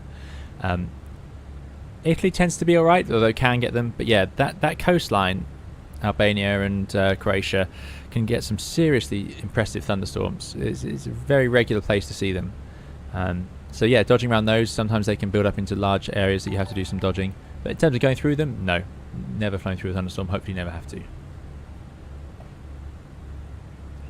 Hank says, what do you do when you go to the airport? Do you have to go to check in with your passport and your ATPL license, or can you just walk through security? No, typically you'll go to your airline's crew office, effectively, like you're going to work, like a staff room. Frank says, do you typically talk to the pilot in the jump seat? If there is one, yeah, you'll talk to them in the cruise. Yeah, not so much in the approach or takeoff, obviously, because we'll be flying with two of us is the only two needed to fly. The third person will just be watching if they're observing as like a trainer, or there'll be a passenger and you can just chat to them a bit in the cruise. Otherwise they'll just stay quiet so they don't interfere.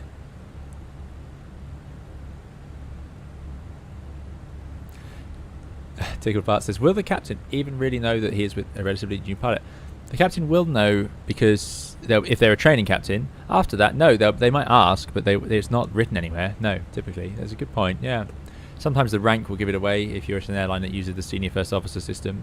But no, so lots of captains will ask about, they just bring up, oh, so you've, how long have you been flying? Something like that, when they meet the pilot. Or, of course, in smaller bases where you've got lots of people who know each other, then you'll know. Everyone will know who arrived when and how much experience they've got.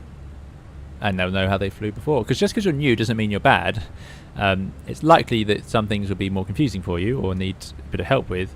But there can be very experienced pilots who are, who might make a day not as easy as a new pilot, for example. Rare, but it is possible. Kelpie says, you ever get close to falling asleep? No. I can say no. You get tired, but not to falling asleep. Scorcher says, should I become a pilot? I'm thinking of that career path, but worry automation may take over the job. Well, I personally, but this is just my opinion, so it's ask as many people as you can. I don't think it's about to take over the job. Going from 3 to 2 was a big deal, but it's possible because there's still 2. Going from 2 to 1 is like going from 2 engines to 1 engine.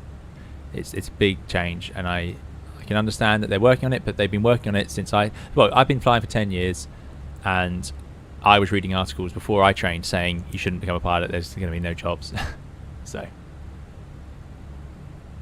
I have not tried Storm. Just go over 35 varied missions, fully voiced to provide you exciting, thrilling educational experience. Over 50 hours of entertainment. No, I have not tried Storm. Is that from SoFly? Paul, good to see you. Thanks for coming along. A lot of people are asking what's Coughing Corner. I'm way behind. I'm so sorry. I'm gonna jump ahead on the chat because I'm very delayed.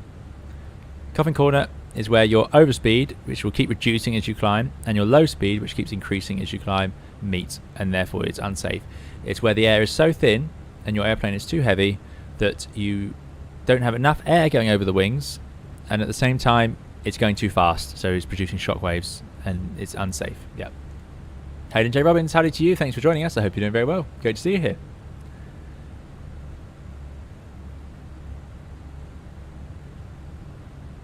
Pape says, man, great to see you streaming. You introduced me into flight some 7 months ago with your wholesome A320 tutorials, and I've done my first VATS in flight in A320 with your help. Excellent, Pape. Thanks for coming along. Thanks for saying so. Glad to hear it. That's great to hear the videos work out. Ethan Master says, do captains pull lots of practical jokes on new cadets when they start flying with them? No, probably not, because the captains will want the new cadets to be settling in as opposed to getting distracted, I imagine. Swinger says, flying is basically as automated as you can possibly make it at this point. You'll always have 2 humans capable of intervention in an aircraft. The consequence of a software failure are too high. Yeah, so absolutely. It's for now, I don't see it going to 1, simply because, as I said, if you still need 1, then you need 2. That's the way it works with flying. You know, the reason we don't have any single engine commercial airliners, because remember the safety levels, I know that there's single engine private jets and private propeller aircraft, and they can get certified, but you know, there's a reason safety is so high, and yeah, it's because of massive amounts of redundancy. And pilots are still very much, if you take an aircraft like the A320, they are hugely involved. I know people think there's a big automation difference between the Boeing and the Airbus. The only difference is moving switches around. It's really, and yeah, okay, the trimming. I mean, I can't get too excited about that. It's the management of the day, of the aircraft, of the flights, of the energy, of the systems, of the passengers. This is all stuff the pilots are doing, and that's why there's still two. Matteo said it exactly like that. There you go. Matteo said, redundancy is the foundation of aviation. I doubt single pilot ops will be a thing soon. Agreed. If you had single pilot ops is basically if you didn't need a pilot.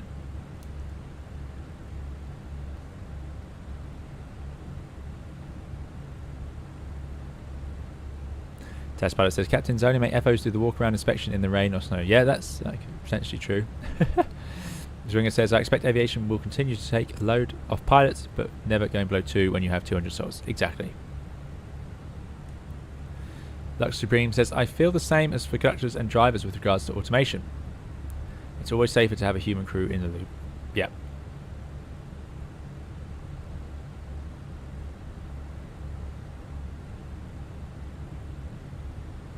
Seth says, I've been thinking about flying as a career, but I found that there are days where the last thing I feel like doing is flying in the sim, and I'm worried my passion for aviation is a phase. Are there days where you don't feel like flying at all due to a bit of burnout or wanting a break? Good question, Seth.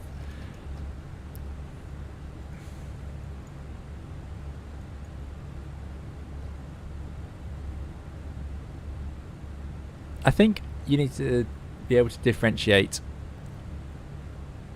what it is you don't want to do. So if you work really, really hard flying and you've had really stressful days and you've had to wake up at 3:30 in the morning and it's, 3 o'clock in the afternoon, there will be, of course, moments where you're thinking, I really would like to be going home now. And then if you have a day like that and then you have minimum rest, you've got 10 hours at home, if that, maybe 9 hours in home, and you've got to get up again and go straight back in and do it all again, and the weather's looking terrible and whatever else, then yes, of course, anybody could enjoy the idea of staying at home more than having to go to work, because sometimes you need that break.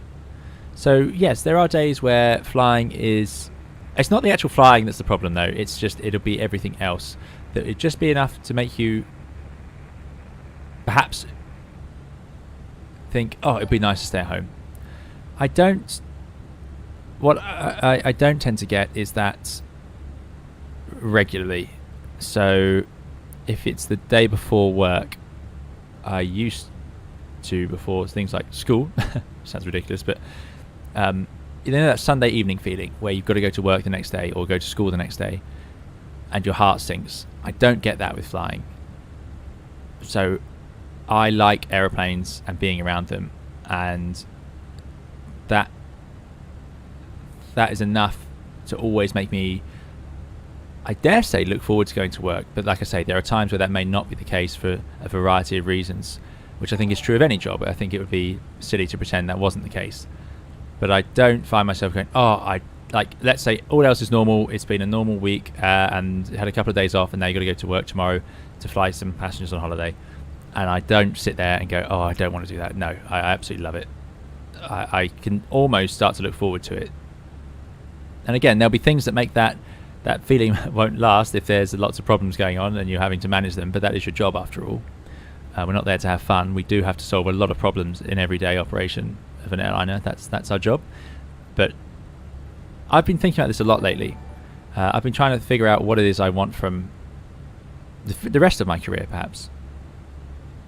And this is very indulgent, so I apologise, but because this is probably more of a conversation to have with people who also operate airliners. But I'm trying to figure out what is it that appeals about the job and where do I see that and what do I want to do with it. And something that keeps coming back to me is that I enjoy the actual machines. That seems to be a big part of why I enjoy flying, and that probably explains why I like flight simming so much, because we get these machines into the simulator and I get to try out other machines. So I think they're amazing bits of kit.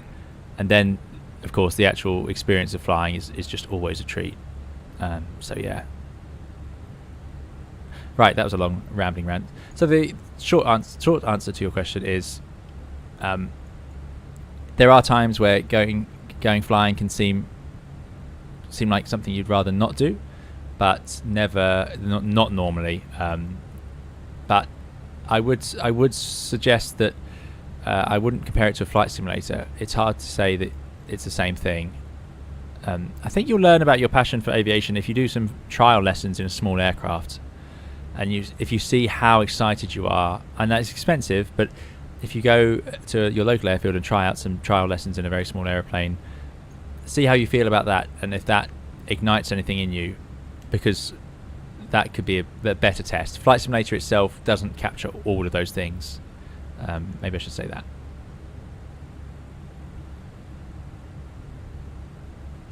Hayden, thanks so much, Hayden. Let me just run that again. Hayden says, do I hear the sound of heli rotors spinning up? Thanks so much for the £3.20 donation. I see what you did there, Hayden. Thank you. Really appreciate it.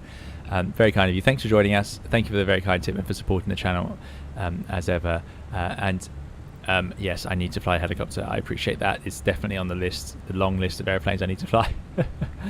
The helicopter is definitely on there. I need to work harder with the Apache. That's probably something I should practice a bit more. But thank you so much, Hayden. Really appreciate it. We will get to helicopters. I've probably been saying that for a year now. You work with different crews depending on the airline, but yeah, there's no set crews, James, typically.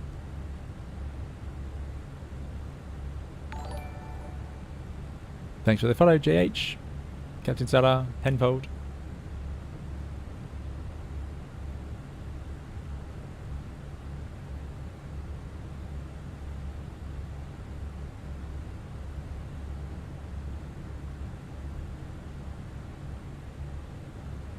Yeah, there you go. Conveyance game has put it quite well. It translates to all sorts of jobs. It's not aviation specific. Sometimes I have to abandon my Friday nights, get up at 2 AM and oversee a deployment to a warehouse. Then my Saturday is messed up and my Sunday is just a slight relaxation before Monday turns around again. But I'd not change my job. Yeah, there's nothing I'd rather do, even in those moments where you're very tired and things have not quite been going as you'd hoped.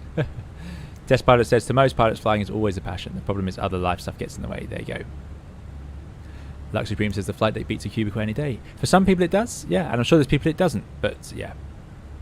Ebos says, cheers to you. You found a hobby and are making money doing it. Thanks, Ebos. It's, yeah, that was my dream, like I say, to be able to live off of flying. Rulin says, hi, Mr. Pilot, what Cosmonix have you entered? I think we're at Cosmonix 54 today. May says, sounds so nice, very well said. Okay, glad it made sense when I said it. Chipman says, my boss always gets very upset that I don't work for fun. I'm there because I need a salary to live. The honest answer he doesn't expect. There you go. Charles says, why does my A320 bob up and down the runway when landing? Am I going too fast? That's a tricky one to answer, Charles. Sorry. Watch my landing tutorials. Maybe that will help. Checkpoint says, colleagues make work more enjoyable, something that won't be caught in a flight simulator. That's true enough. Yep, the people you work with. And you're very welcome, Seth. No problem at all. Test pilot says, I've never regretted being in aviation, but other life challenges have meant the career path had to meander somewhat. Yeah, fair enough. Absolutely. Complicated lives. Everyone leads. There's no doubt about that. Robots says, the Apache is good fun in DCS. Yes, I need to get better at the Apache. I've been improving my F-16 again. I've been trying to get my hand back in at the F-16.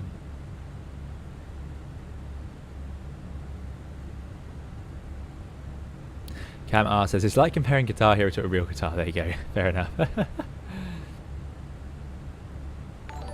Tran says, being an aircraft technician myself, have you ever made a write-up in hopes to not have to fly? No. No. So what Trans is suggesting is, would you put something into... So a write-up being...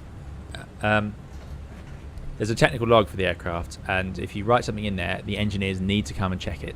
So if you write something in there like tyre worn, then an engineer will come and sign it off, and it all gets recorded in there. So if you see something and it needs fixing, you don't just tell the engineer and they fix it. You write it in the log, and it's logged that it was fixed, and when it happened, and where it happened, and all this stuff.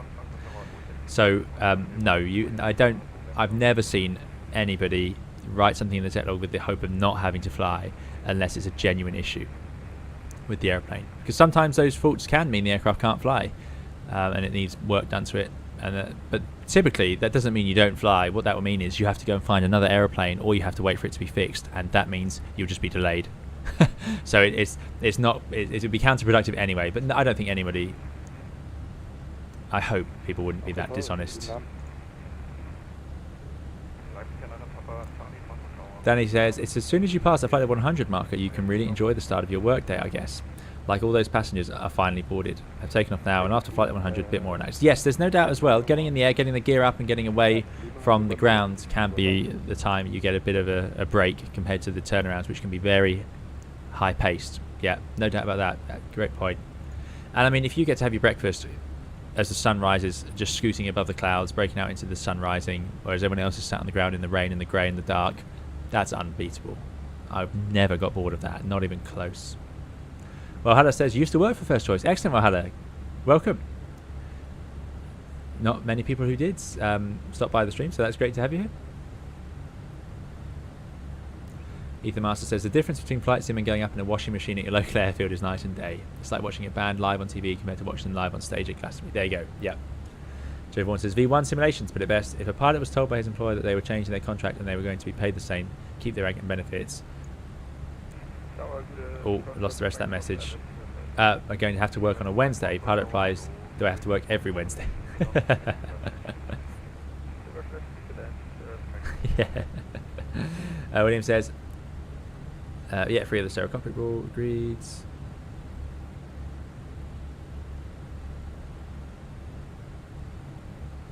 Captain Sailor says, how do you see the future of aviation? I have ICAO ATPL and 2,200 hours on A320.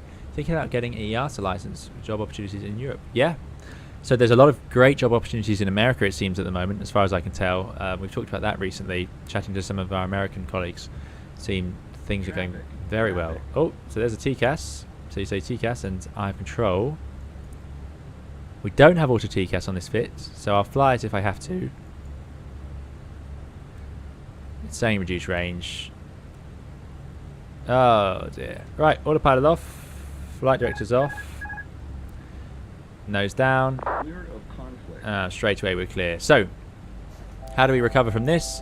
Well, straightforward. Put the nose back to where it was, which would be around 2.5 degrees, and that will get you to a rough level out. Traffic. Oh, straight back into it. Let's leave it in the green. The other pilot can cancel that horn for you. Clear of conflict.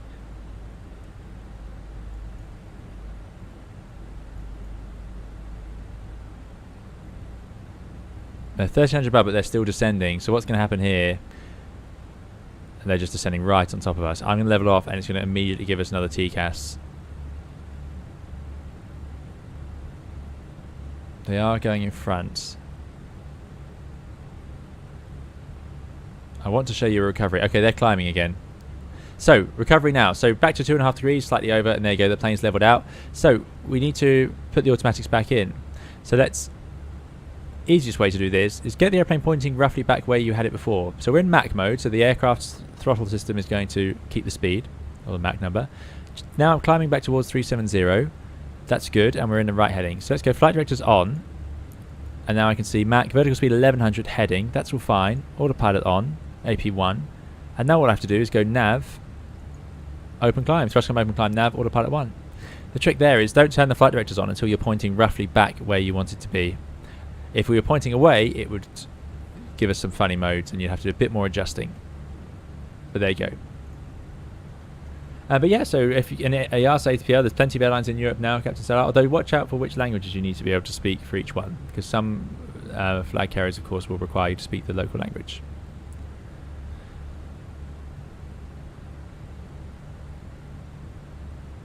Oscar Owen says, hi Captain, just wondering what ATPL advice you had. Currently trundling through GenNav. Did you do yours full-time or distance learning? I did mine pretty much full-time, Oscar. Yeah, GenNav is a tricky one, but there are some other nicer ones that can take a bit of a break from that if you need to. Mac Outstar back in the cruise now. That traffic is a bit ahead.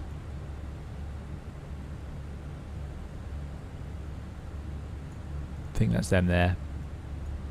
Not sure who they are or where they're going. Johan says, that's great to hear, talking about writing up to tech and aircraft. You hear stories, you know. Yeah, of course. Now, I can see why people might think it's been motivated by that, but it's unlikely that trick would work anyway, even if someone was doing that. Right, I'm going to have to jump ahead with a very active chat, so thank you for coming along. I'm going to jump onto that map and see who's flying with us, how they're going so fast.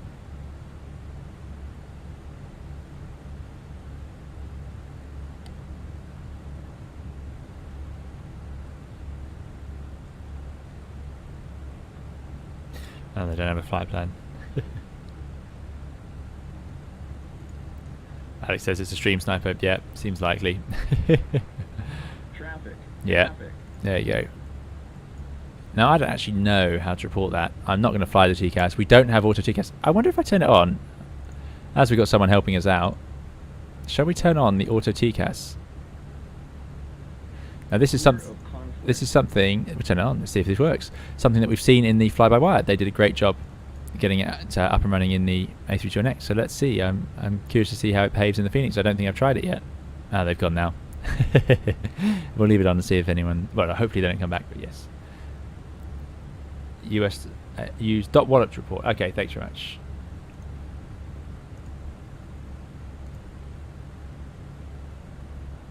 Sven says, any opinions on modular versus integrated pilots? No. I think both are absolutely fine. And as soon as you get into your flying career, it won't matter. But yeah, that guy's, I suspect, trolling. Anthony says, just watch the long videos about departure and arrival on this aircraft.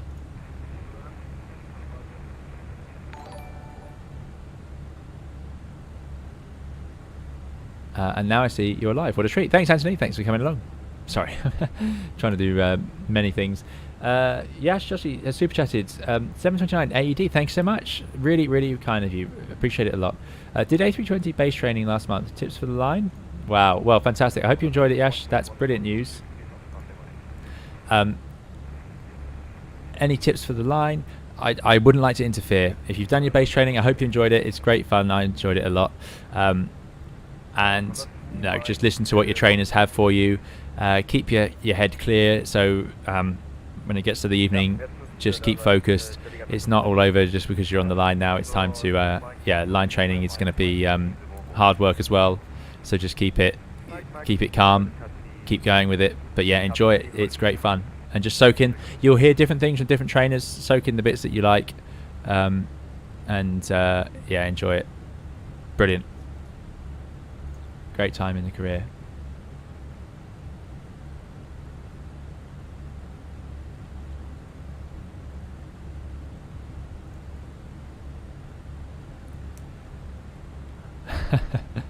I don't know what you mean, test pilot. I have no idea what you mean.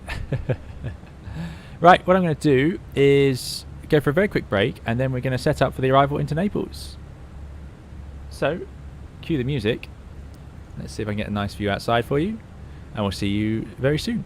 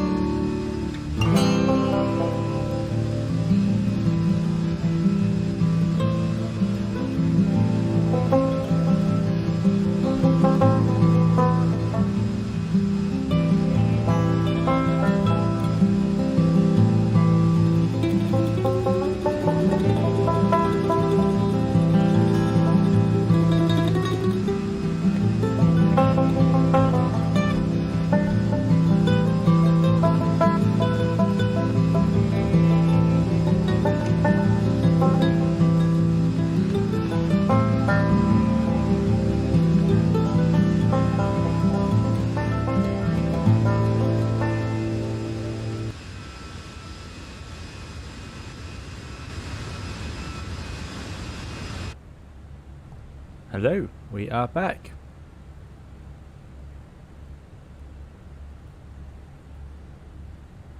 So, where were we? Right, thank you again to Yash for the very kind donation.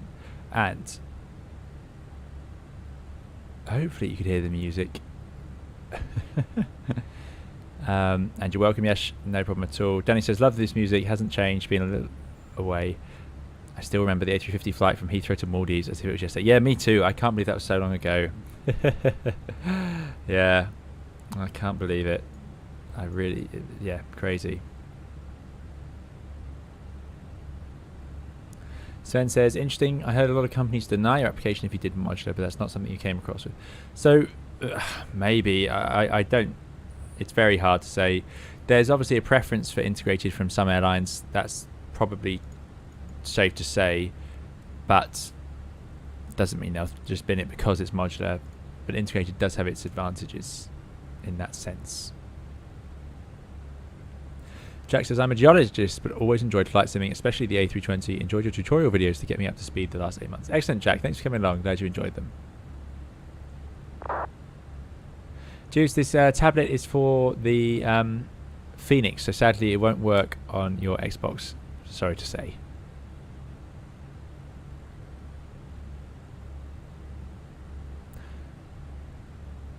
Garden Date says, apparently my Ryzen 7 3700X is not good enough for Microsoft Flight Simulator.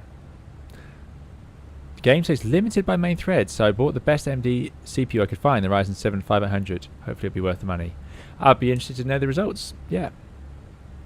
Because, yeah, mine's limited by main thread most of the time as well, I think. George says, hello, back again. Good to see you, George. Back after a day on a steam railway, my other nerdy passion. Excellent, George. Steam railway is always good fun, no doubt about it. Nezzy, hello to you. That track is slightly different. Sorry, Alex van der Paz. The track you just heard is not the music that links to. Thor, good to see you. Thor says, looks like a nice calm cruise. Indeed it is, yeah.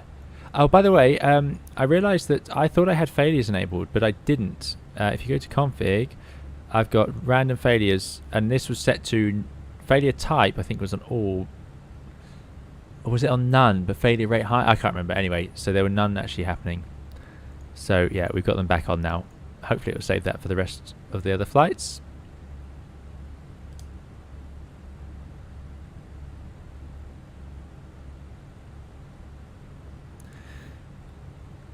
Ross James says, my i5 10600 is limited by main thread in Microsoft Flight Simulator. Yes, and my i7 10700 I'm sure is the same.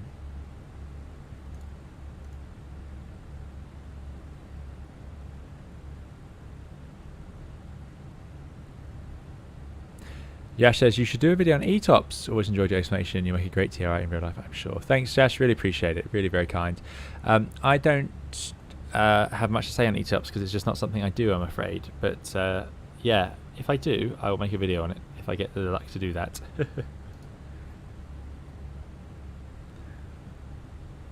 Thanks, Thor.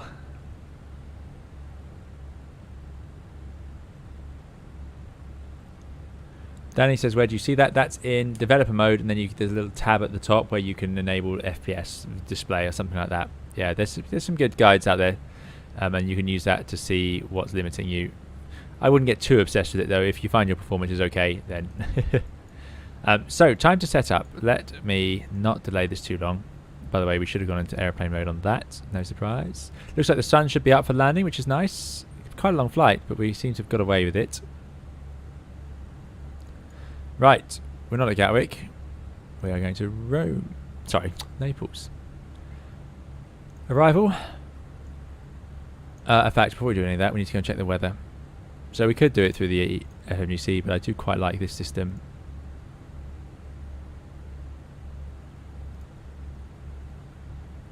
METAR, this was at 1750 Z, which is 20 minutes ago, 30 minutes ago. So 310 at 4. With a temperature of 31 degrees, hot weather ops, QNH of 1014, very similar, very stable over Europe. We've had lots of this where the QNHs are basically not any different. In the winter, when you have big low pressure systems move through, you can find that you have massive QNH differences between places very close to each other, but for a long time now it's been like this, 1 millibar. Terran Cumulus, that's absolutely fine. Okay, good. I'm assuming Rome is in similar conditions. Lovely. 29 degrees, cab okay, perfect.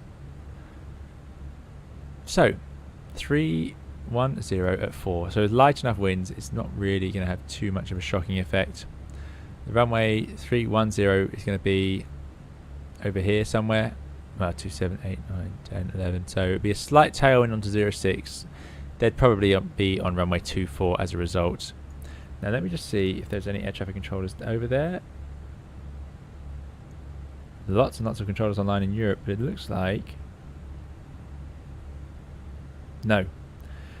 Naples is clear. So we can choose to do 06, which is absolutely what I'm going to do. So Erica 1 Alpha as a 2-4 arrival. Thanks 9777 for the follow. So let's find the Erica 06 arrival, if there is such a thing. That'll do. Not very direct. But there we go, we'll stick with that. It's a by ATC, it's a bit of an unusual one, but that's what I'm going to put in. And then we're going to do the approach to 06. So ILS Zulu 06.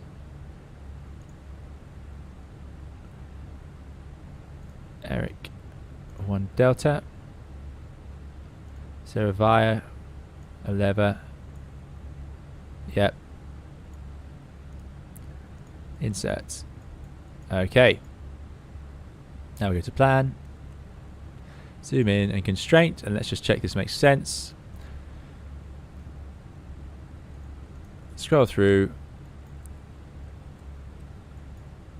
the overheads, downwinds, and we'll skip out a whole load of those. Hopefully at some point we'll go direct to 11. That's my plan. Harry, thanks for the subscription, and then we'll fly the ILS. So there we go. Great. So that's set up, and then as we get to the ILS, it is tuned in 3.5 degree slope. And if we look at the chart for it, let's just set up the ground chart as well, actually.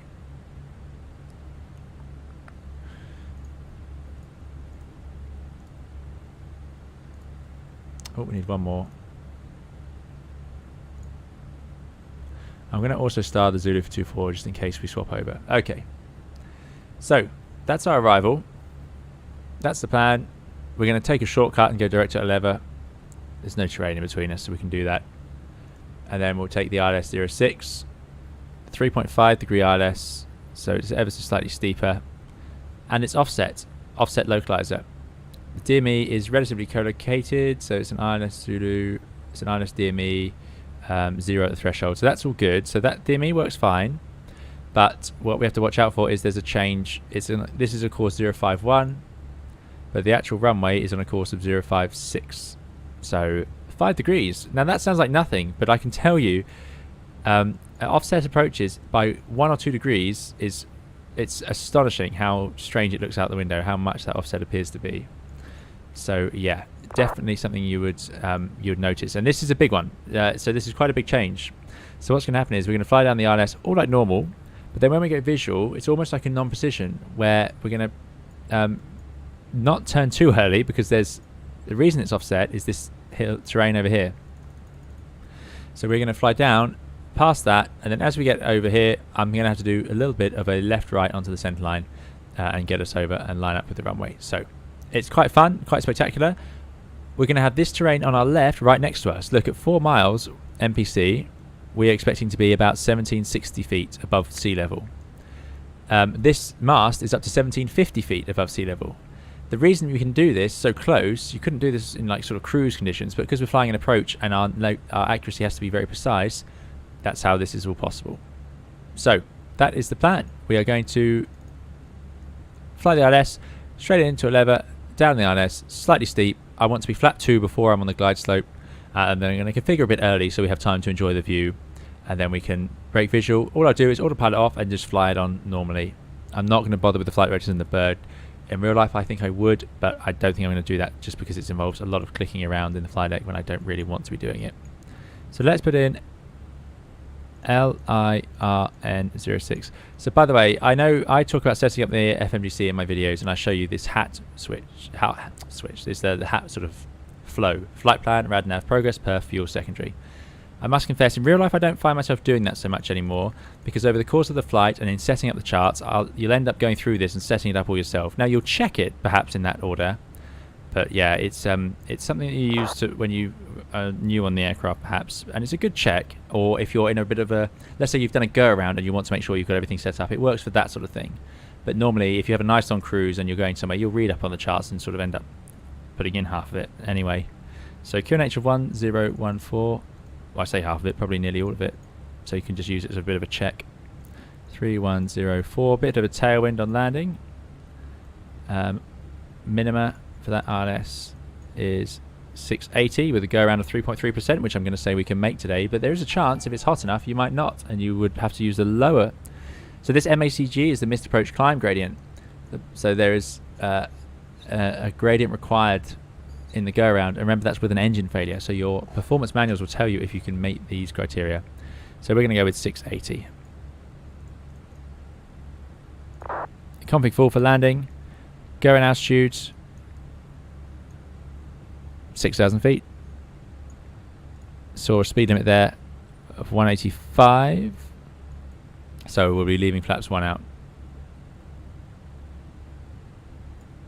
Now that's not right. Slight retract 247. I don't know what's happened there. That's definitely a bug. Our weights should be all sensible. Yep. Anyway, there we go. So flight plan is done and we've checked through it. Radnav NPC 11015 3.5 degree course 051 is correct. Progress, we've got the threshold. Performance, we put in the 6,000 for the go around, 680 minima. And the weather, we know it's a bit of a tailwind. We've got 1.5 tons extra. Like I say, the Phoenix is a little bit optimistic, and copy the active into the secondary, and that's a little flow done. Speaking of which, let's go to medium auto brake for this one, and we can use idle reverse because on a dry runway it's not going to make any difference if we use max. It wouldn't get any credit in the performance, though we can go and check that. Let's go and have a look at the arrival performance. Vesuvio spotting for the right side of the cabin, says Rakon. Exactly. Slow process, isn't the runway 054 not 056? Thus it's only 3 degree offset, not 5. Oh, if I misread it. Either way, yeah, a few degrees. It sounds like nothing, but when you see it in the real aircraft, it's quite something. Runway is dry. We've applied the METAR. Thanks, Sandmas, for the follow. And the watch along guy. Landing weights. So this is we need to work out. We're currently 61.8 tons. We can land with 4.3 versus 5.3. So we're going to land a ton lighter, so 60.8. So let's just put in 61 tons, as that is the heaviest I expect will land, with medium auto brake, idle with no reverse, manual landing, flat full, auto thrust on. No other issues there.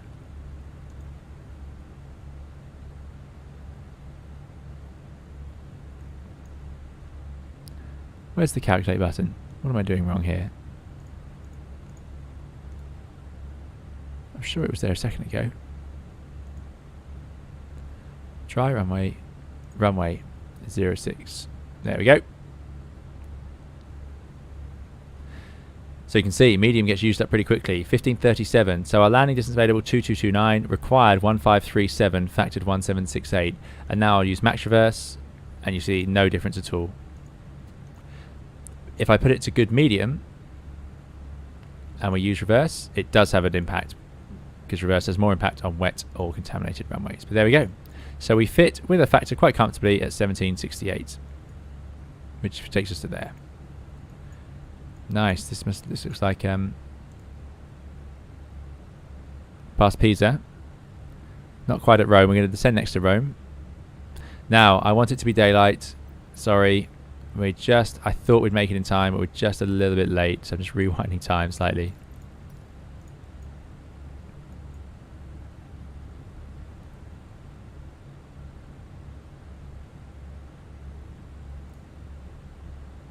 Danny says, can you feel, or maybe see from a pilot's view perspective, the difference between a 3 or 3.5 degree ILS? Yes, although a lot of things can change the view out the window. If the runway's wider or narrower, that can change the visual picture. And also the terrain around it, landing at night as well, can make it look steeper. So the thing that affects Naples more than the steepness of this approach is that actually there's a downslope on this runway. So it should look like it's a steep approach, but because of the way the runway slopes away from you, it looks sort of normal. It's actually landing on the other end with a 3-degree slope. I think it's 3 degrees on the other end.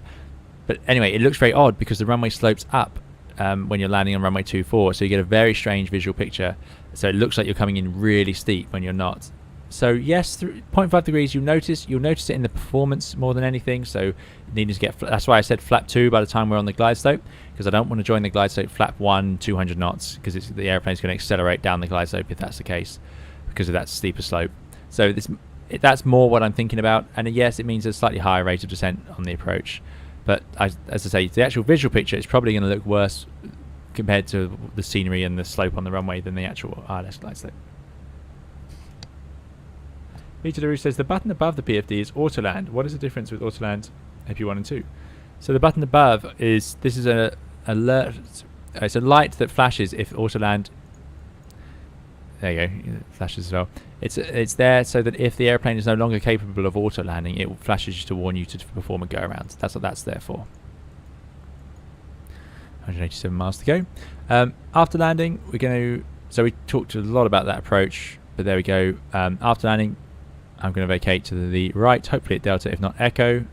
Actually, Echo is more likely because you see that inset threshold there. And then we'll come back on ourselves. So the threats for this approach are obviously the terrain, so making sure we don't descend too quickly on top of terrain. So getting this arrival right, so I need to get past Tiano before I can descend towards Oliva. High MSAs, 8,400 feet off to or around the whole airfield. So yeah, you'd be radar vectored normally for that. And then once we're on approach, that terrain off to the left, so I don't want to make an early turn onto the centre line, because of course if I try to turn early, I'm just going to run into this hill here. So I'm going to fly the ILS all the way past the hill and then make my little correction onto the centre line. Then it's a downsloping runway, so the visual picture is going to look funny. I'm not going to faff around with a smooth landing for this one. This is a case of we are performance limited. Well, I say performance limited. Performance is the issue. We've got a tailwind, we're going to run out of touchdown zone quickly, and there's a downsloping runway, which means the runway's moving away from us. So if I overflare, or flare a normal amount even, I might find myself drifting past the touchdown zone, which we don't want to do today. So those are some of the bigger threats on this approach. But hopefully it should be beautiful. It is beautiful. Like I say, this terrain's right next to you. Naples itself is a hugely busy city. So many buildings. It's amazing. It's just massive. And then you've got Mount Vesuvius off to your right and this really busy sort of harbour area over here. It's just bustling with life, and it's a really cool approach. James says, I followed you, but my sim is already descending to 33,000 going through PRT. Is the difference is normal? I'm not sure. Not sure, shouldn't be. Go back to constraint. So managed descent in this case is not going to work for us because, as you can see, we've got lots of extra track miles in here. It thinks we have 250 miles to go. It wants to go by, let's say, Oaklove at 6,200 feet. But I'm planning on skipping a load of points. I don't think it's likely we'll have to fly all of that. So Oaklove is 4,000 feet out there. Yeah, so I need to soon. I'll do direct to lever and we'll start down, but I'll do it based on my 3 degrees. So that's why I've got the progress page. LIRN 06, 170 miles, so we're still okay for height. Light winds, not really much of a tailwind. Good stuff.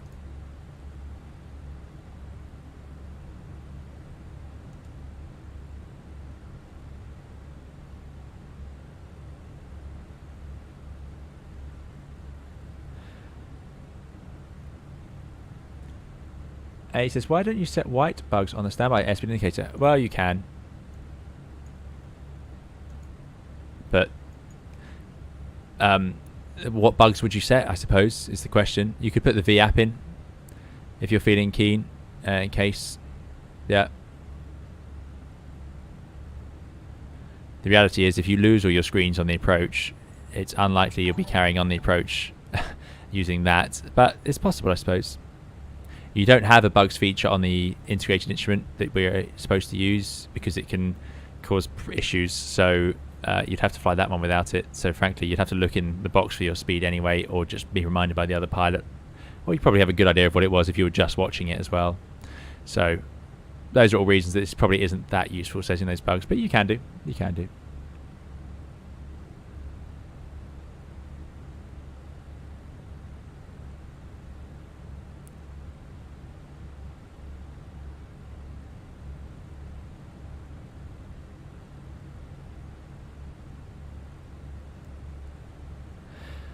So, questions coming up about why doesn't max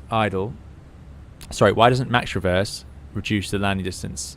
The reason is the brakes do most of the braking on an aircraft by default on a dry runway. If you then land on a slippery runway, the reversers do more of the braking because, of course, the brakes can't actually do it, so they're helping out a lot. It makes a big difference.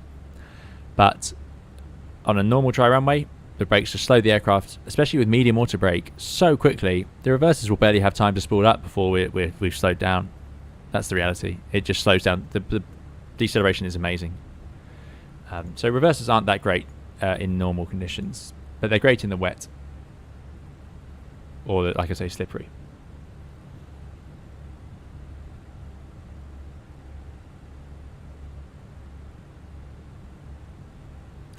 Decimal number under the speed indicator, Aviation Boy, is the Mach number. So we are currently going at decimal 788 times the speed of sound. So 78% the speed of sound.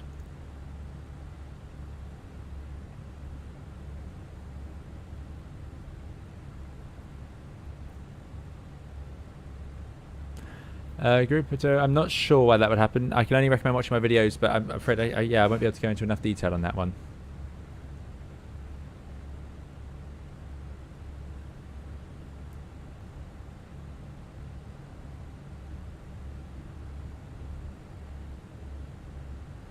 Blueberry King, great points. Yes, if you're using auto brake, the brakes will just target a deceleration rate, so you won't brake faster with the reversers. You'll only wear out the brakes less. That's it, spot on.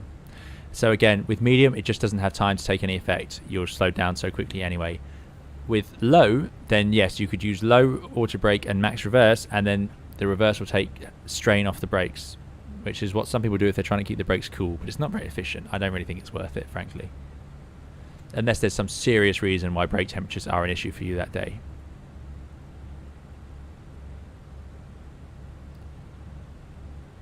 Martin's Golf, good to see you. The watch along guy, sorry, I can't answer that one, I'm afraid. Right, how are we doing then? 120 miles, plus an extra bit. We're not far off. So let's imagine now they clear us direct to...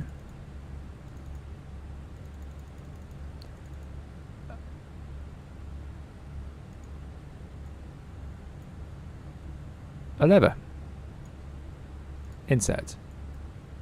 I imagine our descent will move very close. Is the TCAS on below? Yes, it is. No one out there for us.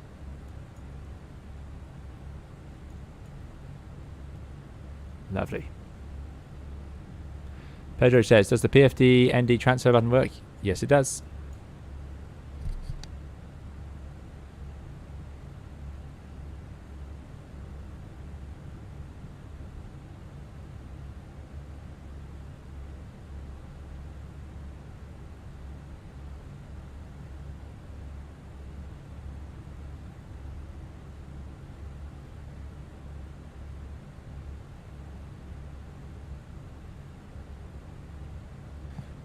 Zell says, am I right to say that pilots usually use max reverse anyways to reduce the load on the brakes? No. It's much rarer to use max reverse. We normally use idle reverse. Most airports have it written down in their documents that they want you to use idle reverse, and they'll usually say something like, unless safety requires it, use idle reverse, especially overnight, things like that.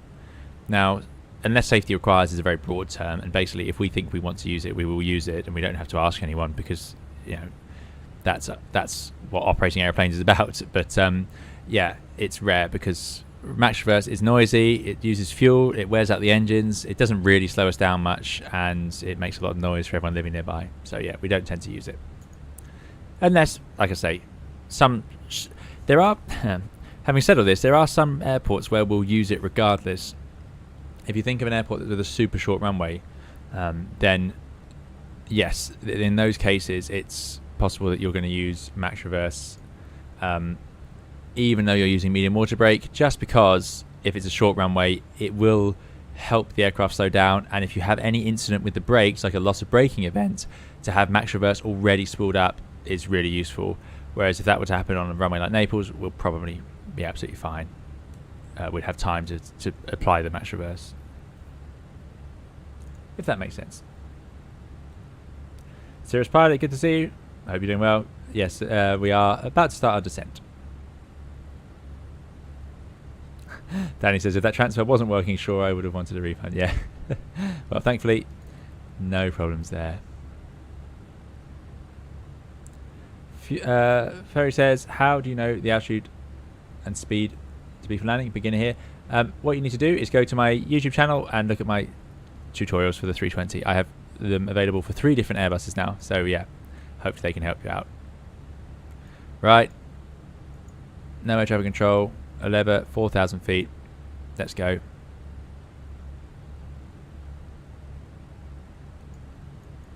Thrust idle des. And you'll notice it quite an aggressive pitch down. More drag, yes. And I want to see, it should accelerate to the top of the bar here to regain the profile. But the risk is always that it's going to overspeed. So I wouldn't do this in the real aircraft, but the Fenix seems to have excess drag available. Look at that. That's a very good descent rate to already have. We can also set the QNH. 1014. 1014. 1014. There you go. You see that? So now any gust of wind, and we could potentially overspeed there. Hence, I wouldn't do that. As we got a bit lower, I'd be happy to do it. And if we got back on profile, I'd be happy to do it, but not earlier. Miko, we are indeed on VATSIM. Physics Time Lord, good to see you. Says, hello, I have a question about the A321. On a German TV series about the Frankfurt airport, they briefly showed the cockpit of an A321 where you could see that the pilots had the airport's map displayed on the ND. Yes. I was wondering if that is standard for A321 or specifically fitted to this one. They also had a more A350 style range knob. Great spot, Psychic Time Lord. That is an extra feature. No, it's not standard on any Airbus, but you can pay for it to be fitted. It's a very nice feature, and yes, that's very nice for them to have that. Indeed, what Psychic Time Lord is talking about is if you, on those aircraft have it fitted, you can wind the range down, and then you can wind it down again, and it will have a map of the airport, and you can see taxiways and mark things on them. But that is a very nice fit of Airbus, but not standard at all.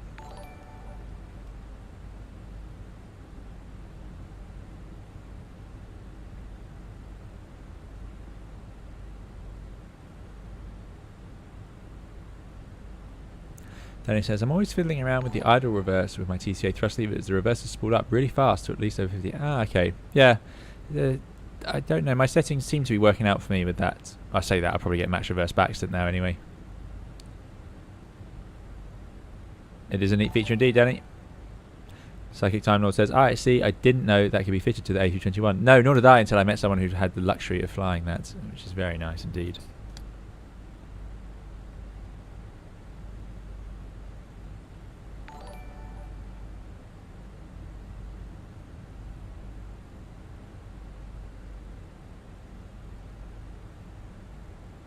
To get rid of the I assume you mean the those little tips when you hover over things, Nathan. It's in I think it's in accessibility.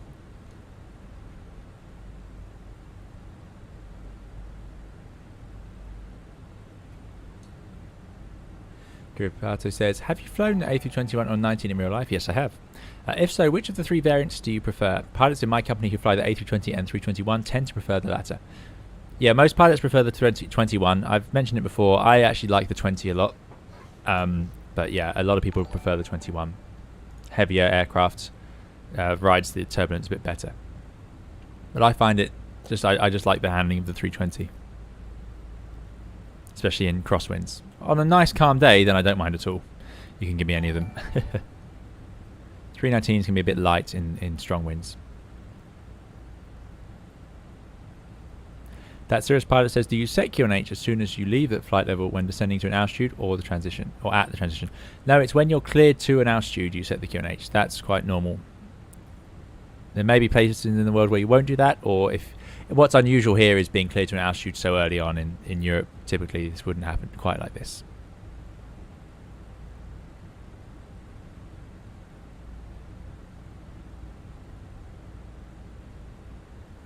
You see here, it's already made its profile and now it's slow, so it's just too draggy. The engines shouldn't be spooled up at this point. 80 miles to go to Aleva, where we want to be 4,000 feet. So we've got 20 miles, so we need 60 miles. So yeah, we're even below profile now.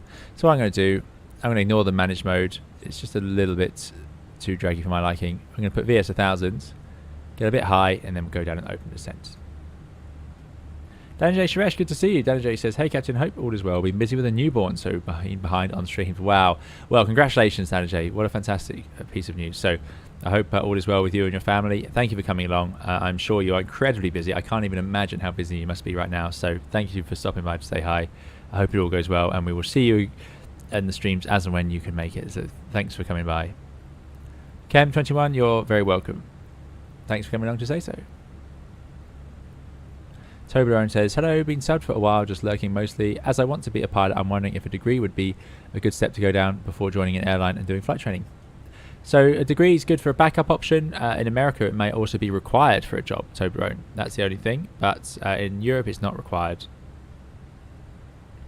So that's a very difficult question.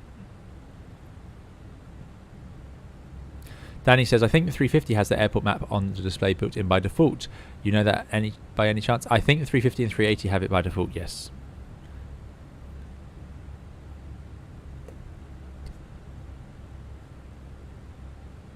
Yeah, congratulations, Danny J.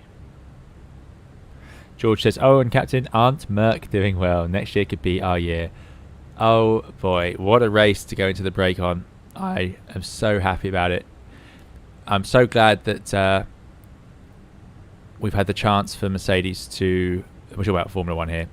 I just like the fact that I was hoping this would be how this year went, and they delivered, because I had confidence in the way they do things and the way they have always conducted themselves, that they would get themselves out of this slump they were in. And yeah, they have proven that they've got such a methodical approach to it, and it really works for them. And yeah, great to see them, and because it must be hard for them to go from being right at the front to dropping back and back and back, but to keep their motivation and keep working on it. Yeah, great news. Meanwhile, Ferrari is going Ferrari. Yes, I know. What a couple of races for Ferrari. Yeah, I did see the Oscar Piastri drama yesterday, indeed.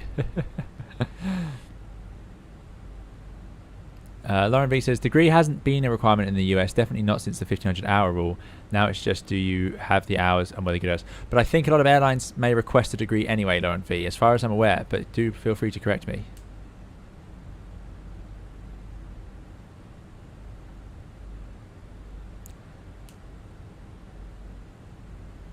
Toblerone says, that's the reason why I do a degree as a backup, just seeing how volatile the industry could be. I do computer science, which I imagine has a lot of relations to flying complex aircraft.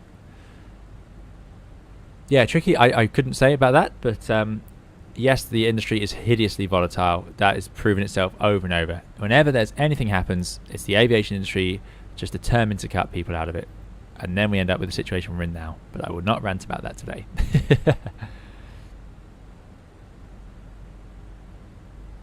Sorry, Dutch Flight Simulation, I don't know why you're missing those callouts, so I'm afraid, unless it's a failure of some kind. M131 says, a lot of the majors in the US have relaxed the degree requirement since they're so short. Ah, that is interesting. Very interesting. Thank you. Jack says, because of your interest in F1, do you do any sim racing or just flight sims? No, I've only done the Codemasters Formula 1 game. I haven't done any actual sim racing. And Tom Corwine says most of the major airlines could see you, Tom. And Tom says, yeah, they've recently dropped the degree requirement. Very interesting indeed. Wow, shows you then, doesn't it? As soon as times change, they have these requirements. Then as soon as they need people, it doesn't matter suddenly.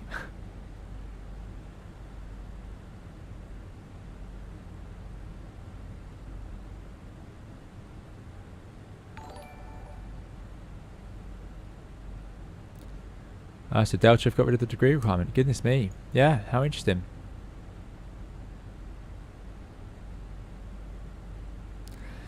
Lauren B says, when there was a requirement, it was more just major application. But yeah, so that's how it is here. You know, if you want a job flying the A320, then you'd probably need some jet hours or commercial experience. Right up until the moment, there's not enough pilots, and then suddenly they'll put cadets straight onto it, or you know.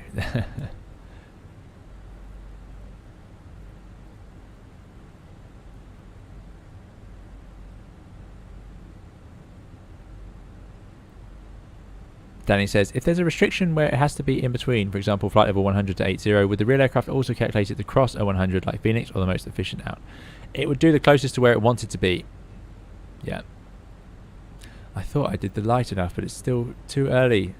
Come on. Stay daylight, please. Love that feature in this sim. It's so handy, especially when I mess up the timings.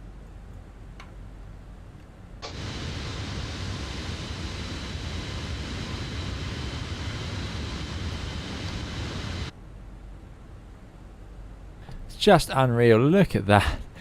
I don't know how they've done this. Perfect. That's just what it looks like, covered in grub and grime and fingerprints. The light we're getting today is really showing off the texturing on the cockpit. That's just great. Now I'm going to load up the replay material. Same material, the replay tool.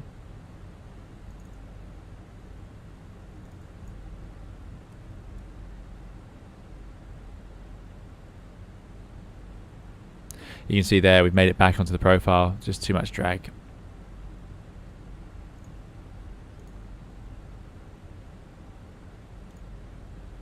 Something I know they're working on. David says, Air 2000, that takes me back. When did they stop being a thing? Yeah, this livery existed for not long at all. A couple of years. It was soon after it became part of First Choice. Early 2000s, that was.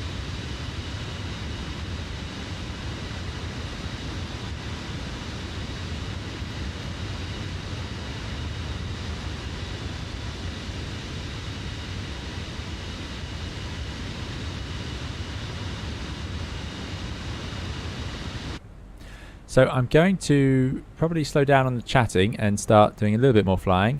Speed, vertical speed. Let's balance this out a bit.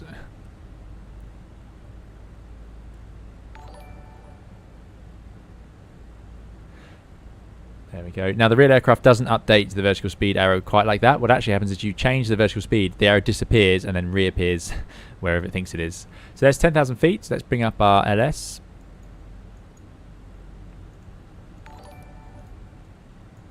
Put on some lights and get the passengers sat down. Thanks for those follows.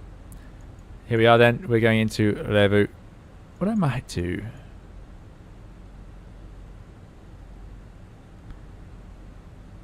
Well, no, I think this should work out. So there is Vesuvius. There is the city of Naples. The zigzag arrow is if you're high on the profile. It means that if you use the speed brakes, that's where you'll re-intercept it. Martin says, aviate, answer chat, navigate. Exactly. Exactly. Francesco wants the auto land tutorial for the Fenix. Yes, that's on the list. Goodness me. Yeah, that's something I need to get around to doing. Good point. Sorry about that. See you later, George. Enjoy your dinner. Thanks for coming along.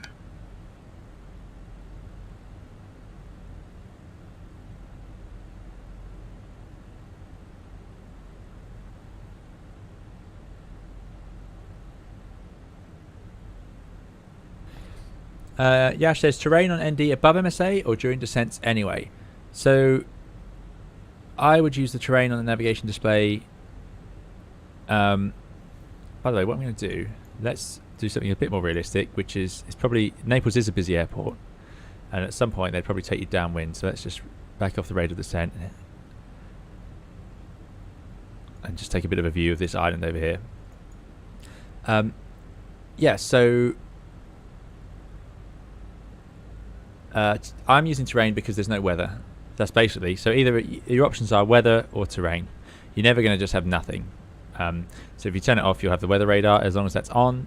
But like now, I definitely know there's no weather, so terrain on. Now that will depend on the airline a little bit. Typically at night, for example, one pilot will always want the weather radar on. So you make sure one pilot's flying with the weather radar. Quite often that'll be pilot fly, but not always. Depends on, like I say, the airline or your preferences. You could discuss it. And this is not rules, by the way. This is just what I'm saying. But you want someone with the weather radar, someone with terrain. But if there's no weather out there, then it would make more sense to both have terrain in this case, because then in the real aircraft you'd get a little write-up of the highest MSAs in the area. Something like that. Indeed, Lauren Reed says, you could have nothing if you've forgotten to turn on the weather radar. Indeed, that is possible. Fortunately, it's quite good. If you turn it off, as you may well have today, that should be an auto. No, it doesn't go there. Yeah, well, it should say WXR off to warn you it's off. Dougal, good to see you. You are indeed just in time. I hope you're doing well. Thanks for coming along.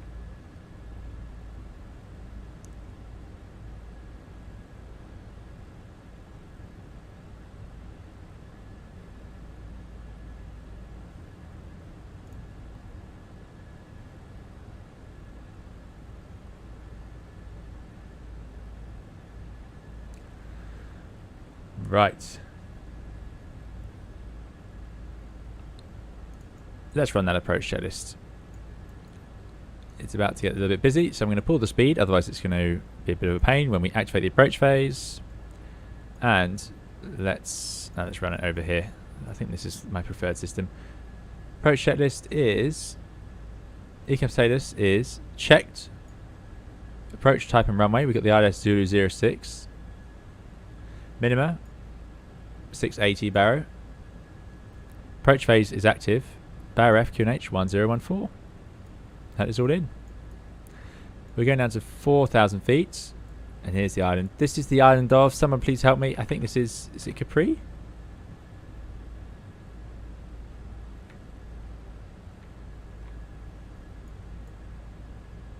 Beautiful, beautiful part of the world, this. I cannot get over the graphics on this thing. Isola. Thanks, R&B. Ischia. Isola Ischia. Oh, so that's the island of Ischia, I'm assuming. Right. Now, let's imagine they send us direct to Oleva, cleared for the ILS. So, there we go. Nav, Oleva, 6,000 feet, 19 miles out, but remember the glide slope's above us. But we need to get down now, so we can get down to 4,000 feet for Oleva. So I'm going to do 1,000 feet per minute down. Let's start slowing down, so manage speeds. Got the landing lights on, passengers are ready.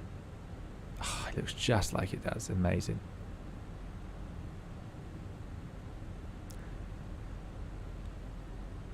Something funny says, you've been busy lately? Very less streams. Long flights? Yeah, I have been busy lately, but I'm glad to get this one in today. So there's the terrain we're going to fly around. It doesn't look so impressive from here, but it's pretty cool. This hasn't made it into challenging approaches, but I am going to say now, excuses for landing are varied. Let's start recording. Because if I landed on this runway, the smoothest landing is going to have a minus 100 feet per minute descent rate because the runway is sloping away from us. So we're going to have a high reading, and I'm not even going to have a smooth landing because it's going to be about having a high reading, having a positive touchdown in the touchdown zone, hopefully. So please don't judge the vertical speed that's going to appear on your screen.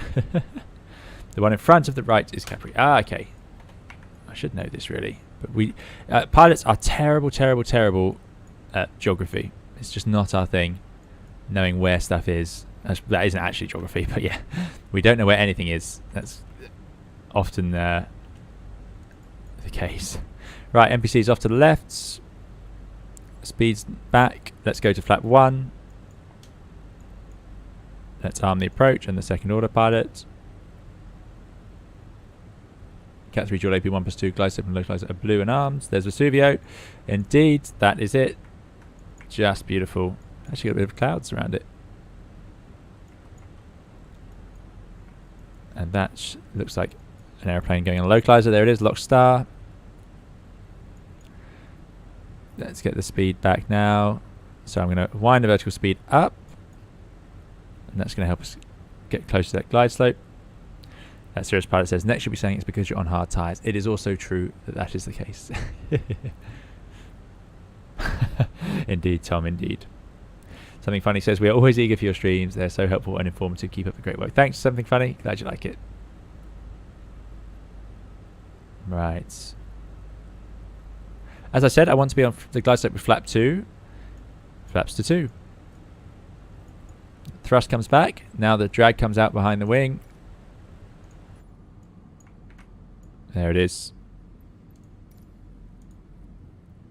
By the way, this wingtip fence painted like this is a very cool detail that Paddy's done.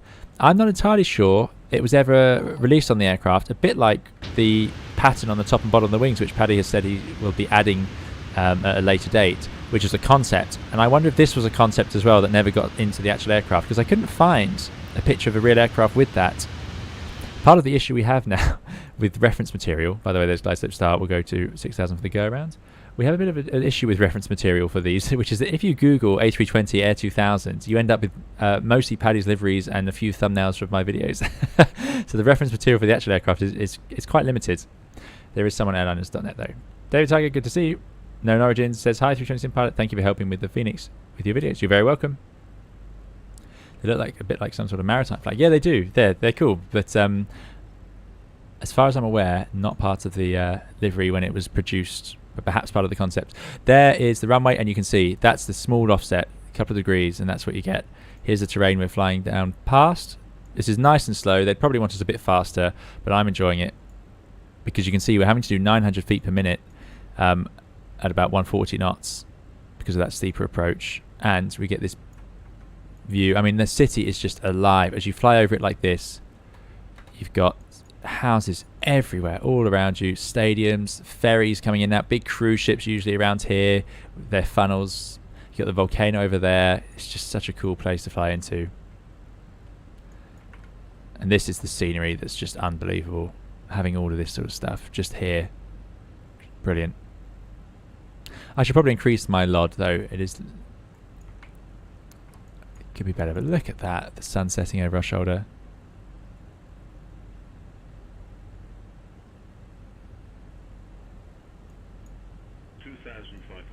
Right, is that sensible? It should be about sea level. Yeah, close enough. 2,500, 2,500, 1014 is looking right. 6 miles out, let's configure the airplane. Gear down, arm the ground spoilers. Landing lights, nose light. In fact, that goes to takeoff these days. There we go. Then we'll go to flaps 3. And flaps to full.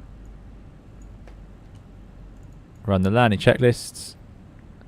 Landing checklist auto brake is set to medium. Missed approach altitude 6,000 feet set. ECAM memo landing there blue. Landing check's complete. Right, I'm going to lower the microphone a bit. And here's that beautiful view. And there, look at that. It's just so cool.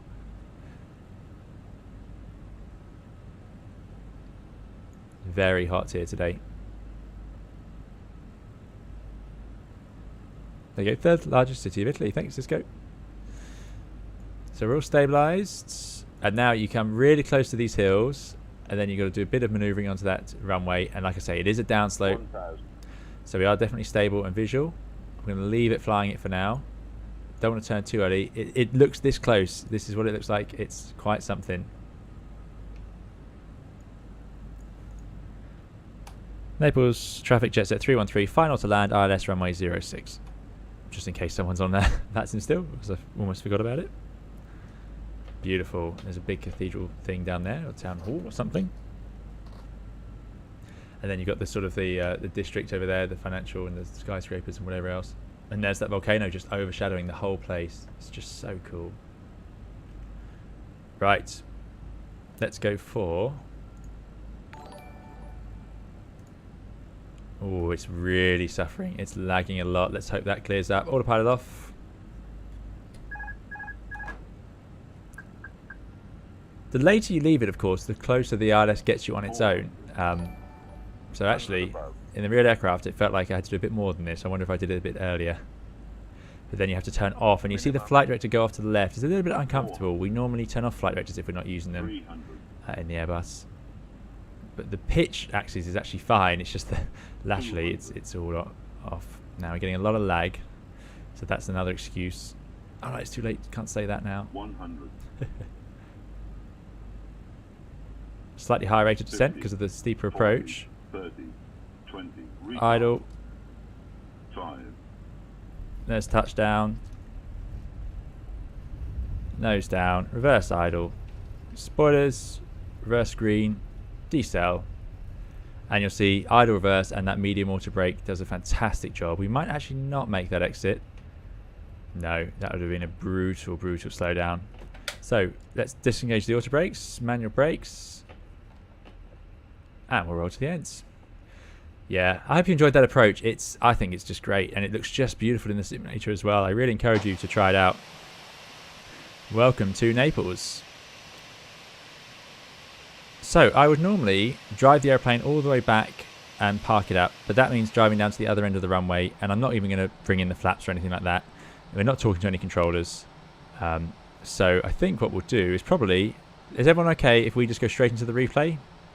Let me know. It sounds like it went well. I think I was happy with that landing. A little bit of a float. Didn't want to float any more than that, but then we touched down. So I think that was about what I wanted. So yeah, warmed us up for high FPM. Still did about... There you go. Maybe that's it. Maybe it's all a trick.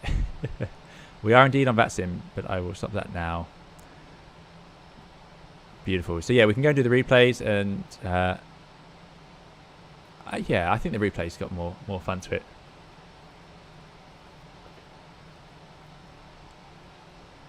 Look at the graphics. Let's just get let's go inside.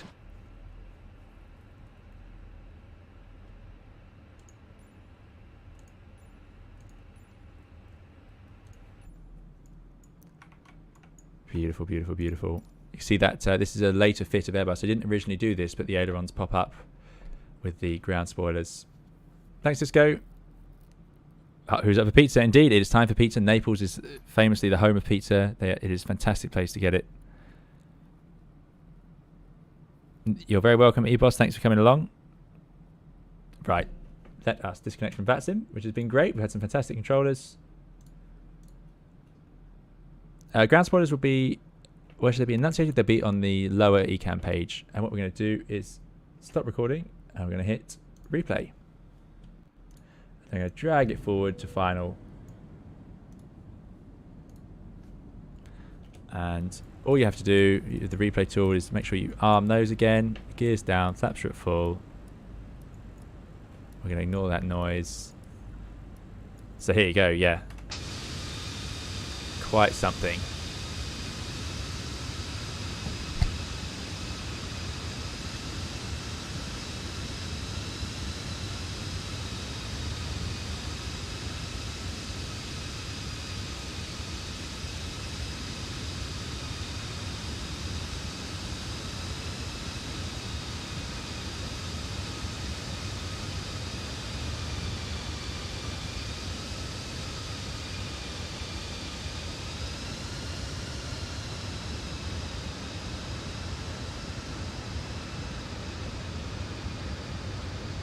Not quite sure why those ground spoilers are lifting up, but that's a little bug with the replay, clearly.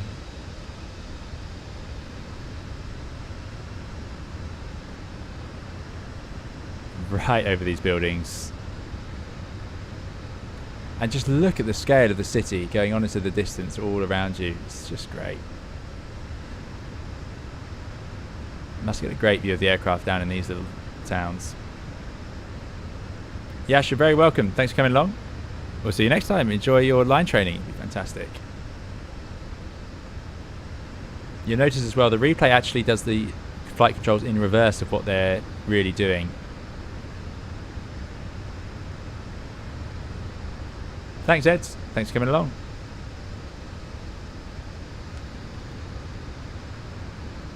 So here we go, into the flare.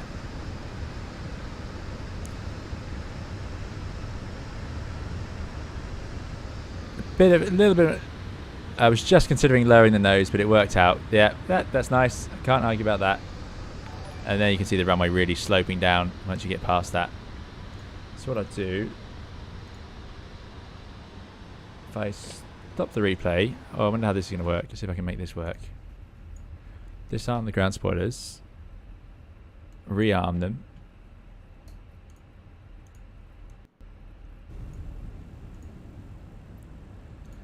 And I think it's time for a bit of a, definitely a, well, actually, let's see. I wonder what, actually, we'll have a look at a couple of views. So I wonder what it looks like out the left-hand window. Presumably similar to what we just saw. I love the flaps buffeting. That's a great detail. Bill Westenhofer, thank you so much for the $20 super chat. Very kind, Bill. Really, really appreciate it. Thanks for coming along. Bill says, been watching your channel forever. Finally caught you live and wanted to show my thanks. Bill, that's way too kind. Thank you so much. Thank you for supporting the channel. Really appreciate it. Great to see you here. And I hope you're doing very well. And hopefully we'll see you again in some more videos and live streams. But really appreciate that. Very kind donation. And yeah, you didn't have to, but really appreciate it. Thank you so much. Glad you liked it, Joe Vaughan. Yeah, there you go. So if you're lucky enough to get the 06 approach, the left side gives you a nice view of these hills, but you don't get to see Mount Vesuvius. So I think Andy's chosen well with the right-hand side, which is what we'll do for the replay. But right hand gives you a big view over the city. But yeah, I love this, flying so close to all these buildings for the whole approach. It's very cool. Again, how does Microsoft do this detail with the overflies and things? Brilliant. That's a toll road by the looks of it. We are getting this lag though. Glad you liked it, Ebos. Yes, if you are watching on YouTube, do please hit the like button. It does make a big difference to the channel. Really, really appreciate it. It makes a big difference to how YouTube recommends us and so on. So thank you for watching. And if you did enjoy it, please do press like. And thank you again, Bill, for that very kind donation.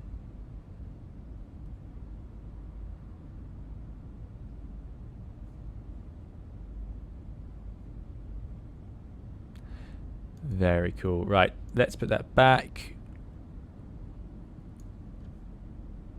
Oh, I thought I pushed it too far. Thank you for all those new likes. Really appreciate it.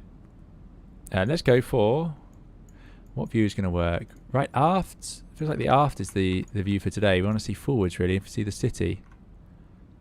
So there we go. Right, so I'm going to say thank you all so much for coming along. Thank you to the moderators for looking after us and keeping us safe. Thank you to those who've so kindly donated. Really appreciate it. Thanks for supporting the channel. And yeah, it's very kind. Thank you to those who've chatted and asked questions. It's great fun to interact with you all. And of course, sorry if I've missed any questions. There's been a lot of chat today, which has been great news. So thank you all for engaging. Glad you enjoyed it. If you didn't chat along and just watched along, thank you as well. It all makes a big difference. Really, really appreciate it.